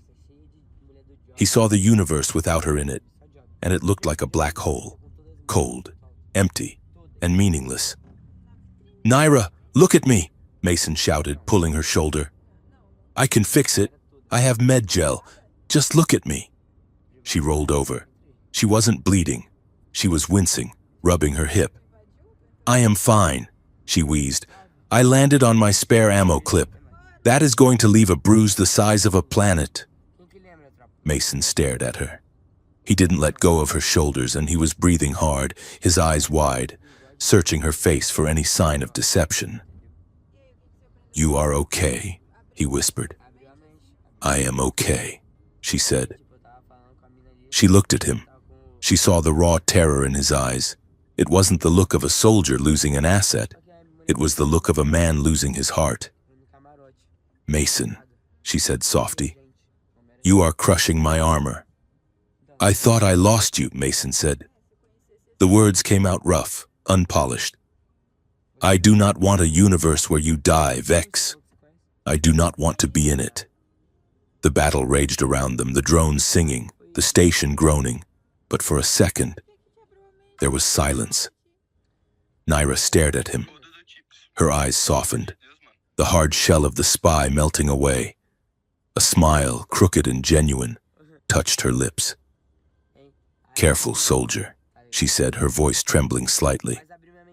That sounded like feelings. Mason didn't pull away. He gripped her tighter. "It is." Naira let out a breath that was half laugh, half sob. "Okay, Good. Now help me up before we get blown up, and I will never let you hear the end of it. He hauled her to her feet. They stood for a split second, hands lingering, a silent promise made in the middle of hell. The door, Mason said, nodding toward the vault entrance. The platform locked into place. They sprinted the final stretch, blasting the last 2 drones out of the air. They reached the heavy blast doors of the vault chamber. They were sealed tight. I need a minute to slice the lock, Naira said, pulling a data spike from her belt. You do not have a minute, Mason said. He slapped a breaching charge onto the magnetic seal. Fire in the hole! They ducked. Boom! The doors blew inward, twisting off their hinges. Mason charged through the smoke. Toby! The chamber was circular, dominated by the chair and the helmet. The light in the room was blinding white. Toby was slumped in the chair. The helmet was humming, the cables pulsing with data. Get it off him, Mason yelled, rushing to the chair. Naira was right behind him. Do not pull it. If you break the connection abruptly, you will scramble his frontal lobe. I have to cycle it down. She jumped to the console behind the chair. Her hands were a blur. Bypassing safety protocols. Dumping the buffer. Okay, now. Mason grabbed the helmet. He unlatched the magnetic clamps and pulled. It came free with a wet suction sound. Toby slumped forward into Mason's arms. He was limp. His eyes were closed. Toby? Mason shook him gently. Buddy? Can you hear me? Silence.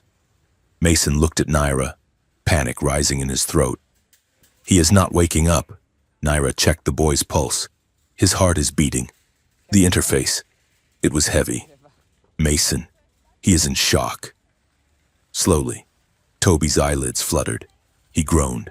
He looked up, his eyes unfocused, then finding Mason's face. Dad? His voice was a whisper. I am here. Mason choked out, crushing the boy to his chest. I am here. I got you. The music stopped, Toby mumbled. It was so loud. It is over, Mason promised. No more music. We need to go, Naira said, her voice urgent. The station is reconfiguring again. They are isolating the core. Mason picked Toby up, cradling him against his chest. Lead the way. They ran back to the door, but the platform was gone. The bridge they had crossed was gone. The corridor had rotated away. There was nothing in front of them but a sheer drop into the reactor pit and the humming, blue fire of the core. We are cut off, Mason said, looking around. No, Naira said. She pointed to a narrow maintenance vein running along the ceiling, 50 meters above. There, an evacuation artery. It leads to the external launch bays. How do we get up there? We don't, Naira said. She looked at the console near the door. The gravity controls for this sector are local. I can invert the gravity in this room. We will fall to the ceiling. Do it, Mason said. But, Naira hesitated. She looked at the readouts. The lockdown has hardened the reactor shielding. Even if we escape, the fortress remains. Holloway remains. And they will just hunt us down. They will hunt Toby down forever. So we have to destroy it, Mason said. We cannot destroy it from here, Naira said. The only way to overload the core is to manually breach the containment shell. Someone has to go inside the maintenance tunnel at the base of the reactor. She pointed down into the pit. A small, dark hatch was visible near the swirling energy. Someone has to go down there, Naira said quietly. Place a charge directly on the injector and overload it. Mason looked at the hatch. He looked at the evacuation artery on the ceiling. Can you guide me from the shuttle? Mason asked. Yes, Naira said. But Mason, the timing. Once the charge is set, the reaction is exponential. You will have less than 3 minutes to get back to the ship. I can run fast, Mason said. He set Toby down. The boy was groggy, holding onto Mason's leg.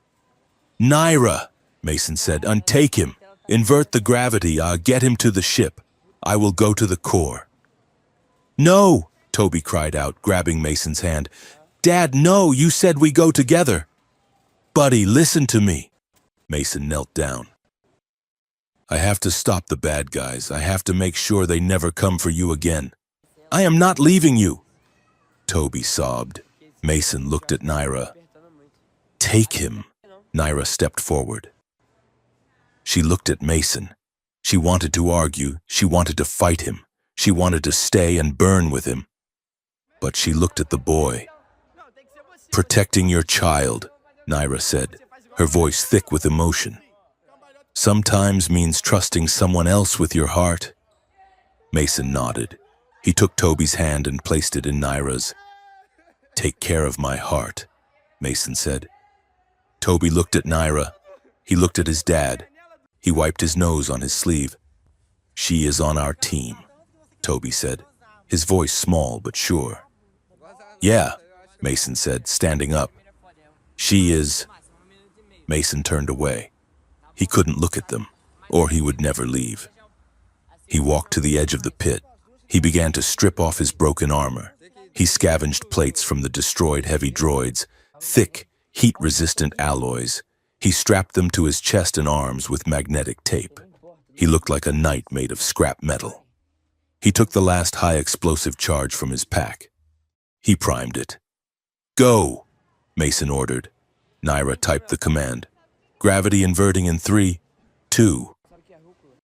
She grabbed Toby, holding him tight. I will keep the line open. Mason, I will be your eyes. Get him safe, Mason said. The gravity flipped. Naira and Toby fell upward, soaring toward the evacuation artery on the ceiling. Mason, magnetized to the floor, watched them go. He was alone. The fortress groaned. The drones began to sing again, a mournful hunting melody. Mason turned to the maintenance tunnel. It was dark, hot, and smelled of death. He clicked his comms on. I am going in, Mason said. He crawled into the tunnel. The heat was instant, searing through his suit. The walls pulsed like the throat of a dragon. Nira's voice came through his earpiece. It was steady, calm, the anchor in the storm. I see you on the schematics, she said. You are 50 meters from the injector. Keep moving. It is hot down here. Mason grunted, pulling himself forward over jagged piping. Focus on my voice, Naira said. Just focus on me. If you do this, Mason, if you finish this, you will become the story they tried to fake. You will be the legend. I do not want to be a legend, Mason whispered, dragging his weight forward. I just want to be a dad. Then run, Naira said. Run like hell. Mason Crow crawled into the heart of the enemy, and he prepared to burn it all down. The maintenance tunnel was not a hallway. It was the throat of a dying beast. Captain Mason Crow crawled on his belly, the scavenged alloy plates strapped to his chest scraping against the ribbed floor. The heat was absolute. It pressed against his eyelids, a physical weight that smelled of ozone and dragon's breath. Around him, the fortress's anatomy was convulsing. Thick cables, pulsing with blue light like arteries, throbbed against the walls. Carrying the stolen energy of the T7 reactor to the defense grids above. Gravity was no longer a constant. It snapped and buckled in unpredictable waves. One moment, Mason was crawling on the floor. The next, his stomach lurched as the down direction shifted 45 degrees, slamming him against the curved wall of the pipe. Mason! Naira's voice crackled in his earpiece. It was breathless, punctuated by the sound of plasma fire. But it was the only cool thing in his world. You are approaching the thermal exchange valve. The gravity shear is lethal there. Wait for my mark. Waiting is not my specialty today. Vex, Mason gritted out, wiping sweat from his eyes. How is the kid? He is brave, Naira said. He is currently helping me recalibrate a pressure door to crush a squad of pursuers. He says it is like a video game, but with better graphics. Don't let him look back, Mason said.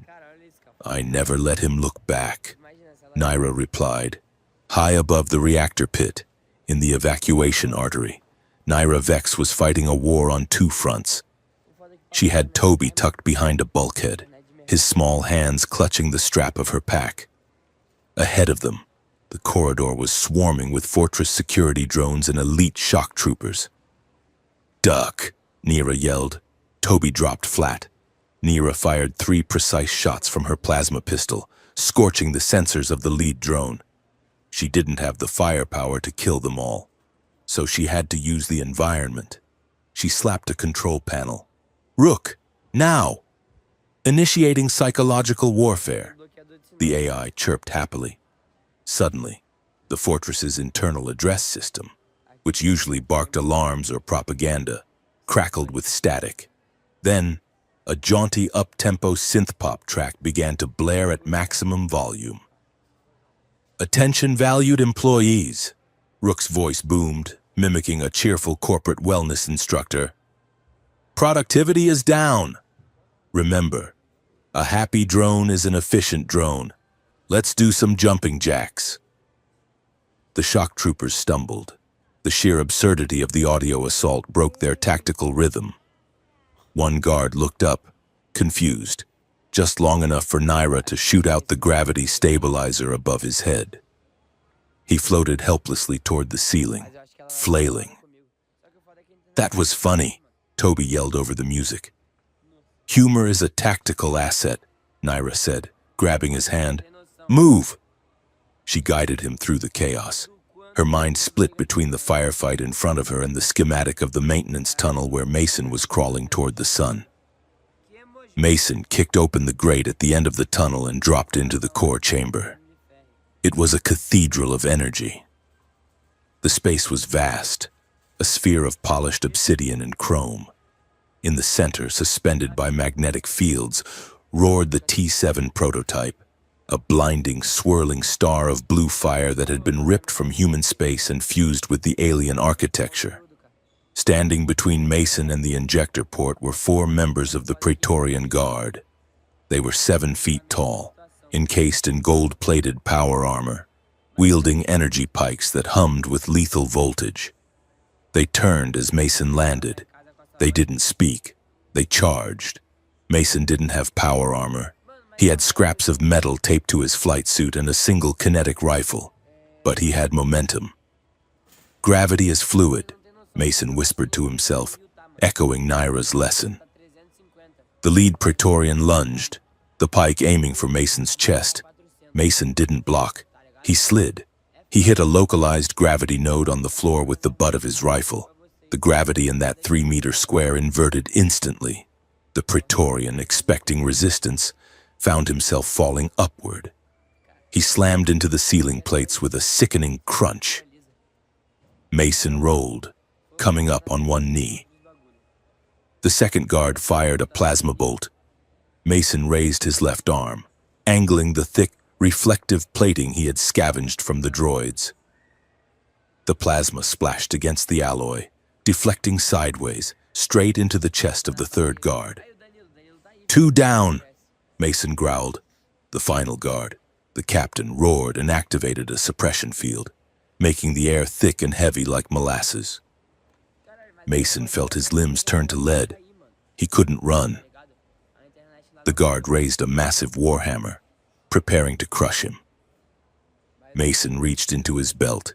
He pulled out not a grenade, but a small contraband gravity puck he had stolen from the smuggler station days ago. He tossed it gently at the guard's feet. Catch! The puck activated. It didn't push, it pulled. It created a micro-singularity for 1 second.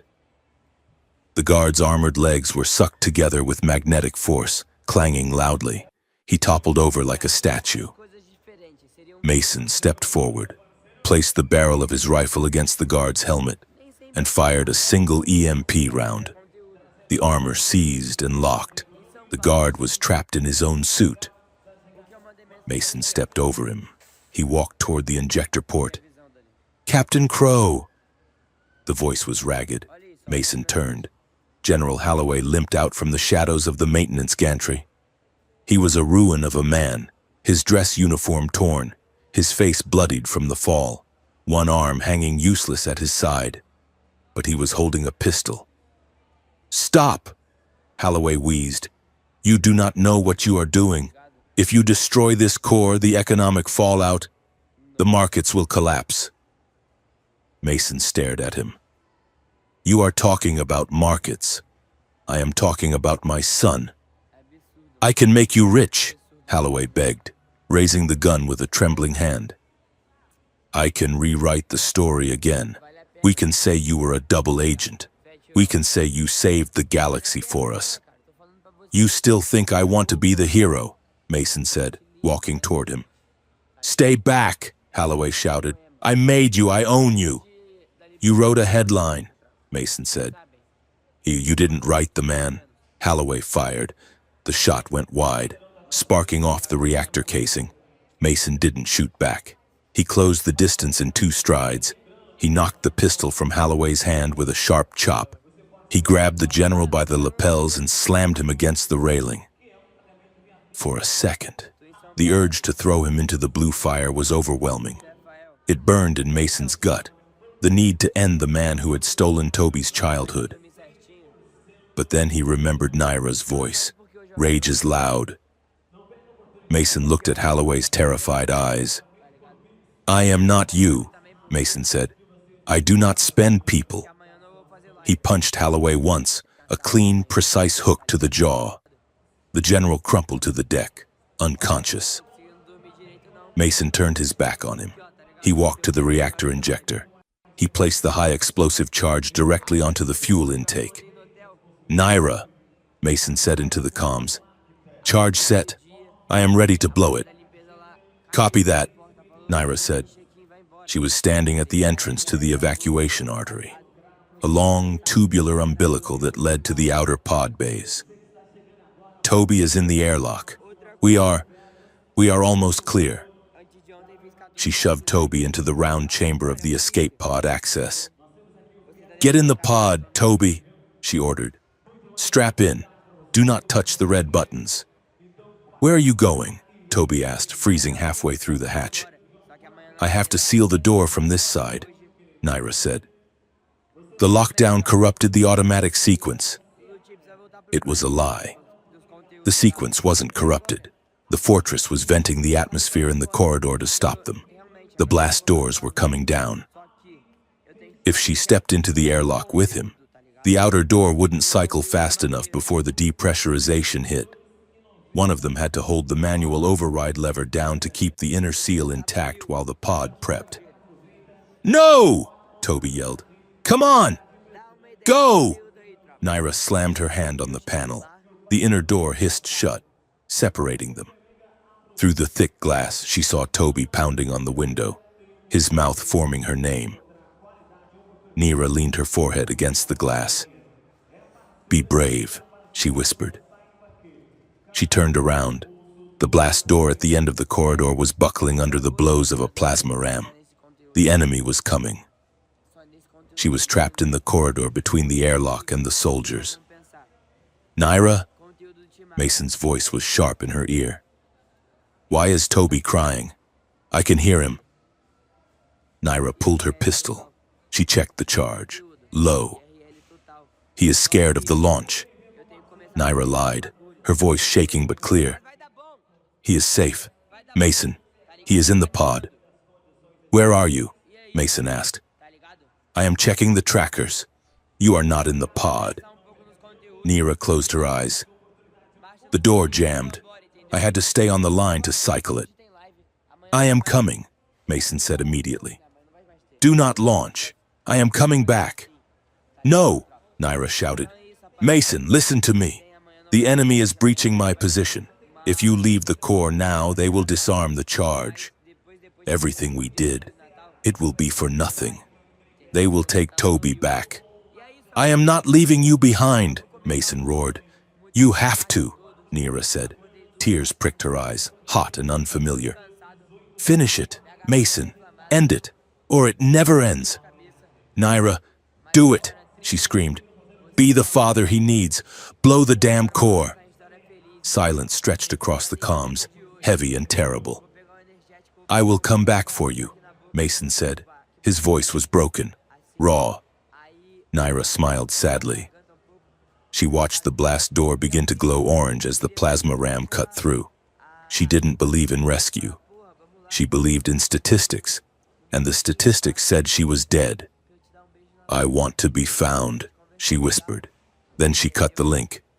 Mason stood before the blue fire. He heard the click of the link dying. He screamed, a sound of pure animal frustration. Then he punched the timer on the explosive charge. 10 seconds. Mason turned and sprinted. He didn't crawl this time. He ran. He ran with the desperation of a man who had left his soul in a hallway 5 levels up. 5 seconds. He hit the maintenance tunnel, scrambling up the ladder, his muscles screaming. 0. The explosion was silent at first. The charge detonated, fracturing the magnetic containment field. The T7 reactor, unstable and uncontrolled, flared white. Then came the sound. It was the sound of a mountain breaking. The shockwave hit the fortress from the inside out. The floor under Mason's feet heaved. The walls cracked, spewing steam and debris. The gravity generators failed completely, plunging the station into 0G. Mason kicked off the wall, flying through the floating wreckage. He navigated the collapsing anatomy of the fortress by instinct. Rook, Mason yelled. Where is she? Sector 4, the AI replied, its voice devoid of humor. Structural integrity is 0%. The station is disintegrating. Mason flew down the corridor, pulling himself along handholds, dodging jagged plates of metal. The air was full of dust and alarms. He reached the evacuation artery. It was a ruin. The ceiling had collapsed. Nira! He saw the airlock. The door was sealed, but the corridor leading to it was blocked by a fallen support beam. Behind the beam, he saw the flash of plasma fire.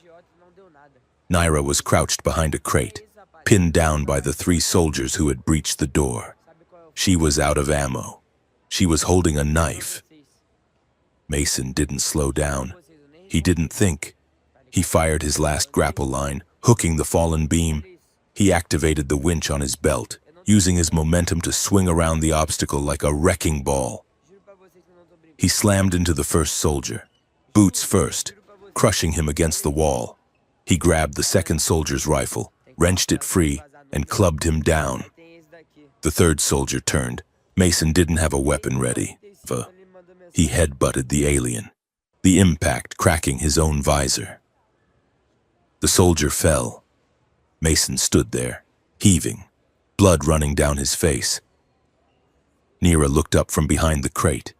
She was covered in dust, bleeding from a cut on her forehead. She looked at him as if he were a ghost. You came back, she whispered. I told you, Mason gasped, reaching for her hand. I am stubborn.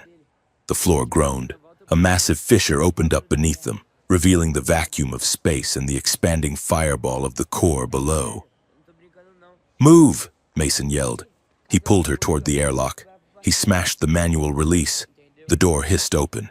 Inside, the pod was waiting. Toby was strapped in, his face pressed to the glass, screaming silently. Mason threw Nira into the pod.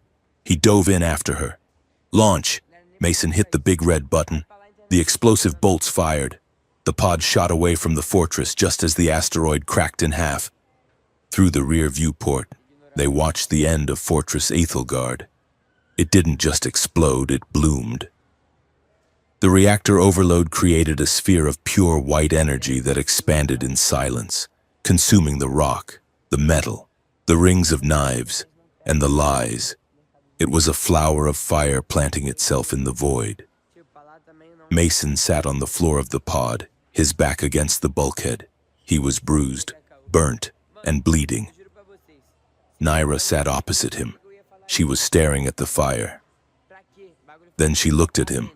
Her eyes were wet. She started to laugh. It was a shaky, hysterical sound, but it was real.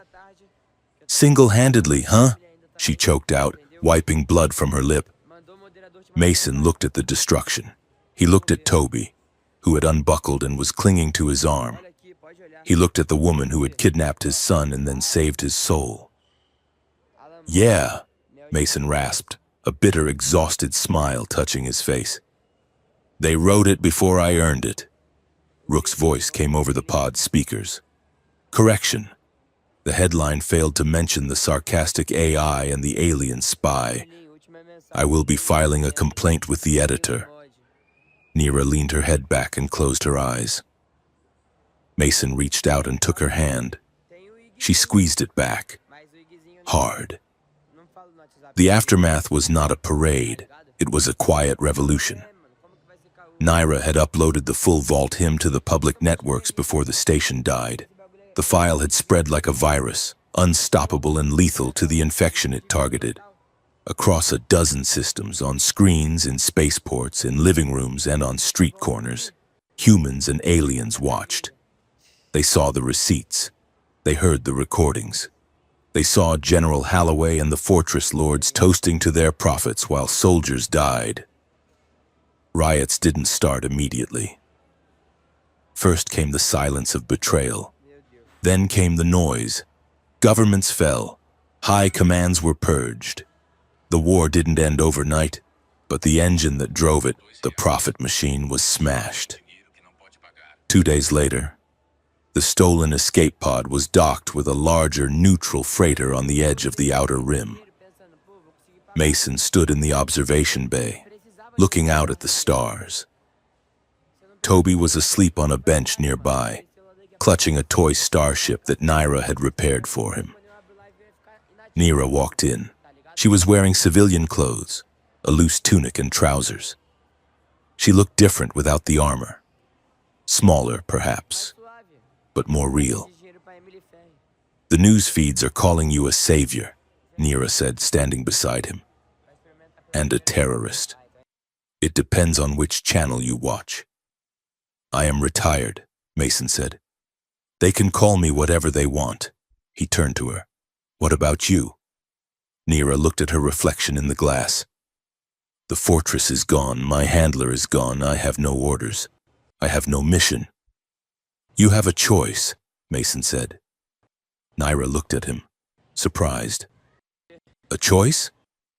"Real choice," Mason said. "Not coercion, not a bargain, that you can take the shuttle and you can go anywhere, disappear. Find a beach on a moon somewhere." Naira looked at the shuttle. Then she looked at Toby sleeping on the bench. She looked at Mason's hand, resting on the railing, the hand that had pulled her out of the fire. "I do not know how to be just a person," Nira admitted softly. "I do not know what I am if I am not a weapon." "We can figure it out," Mason said. "I have to learn how to be a dad again. I am pretty rusty. I burnt the pancakes." Naira smiled. "You really did burn those pancakes." She turned away from the stars and faced him. "I think," Nira said, "that I would like to stay. For now. On my own terms." "Good," Mason said. He didn't move to hug her. He just stood there, letting the space between them be filled with something other than tension. Toby stirred on the bench. He sat up, rubbing his eyes. He saw them standing together against the backdrop of the galaxy. "Are we going home?" Toby asked sleepily. Mason looked at Naira. He looked at his son. "No, buddy," Mason said. "We are going somewhere new." The war machine was wounded, thrashing in the dark. New factions were already scrambling to seize the vacuum. The galaxy was messy, dangerous, and uncertain. But as the freighter's engines hummed to life, carrying them toward the unknown, Mason Crow didn't feel like a soldier. He felt like a builder. They weren't weapons anymore. They were a family in progress, and that was a story worth writing.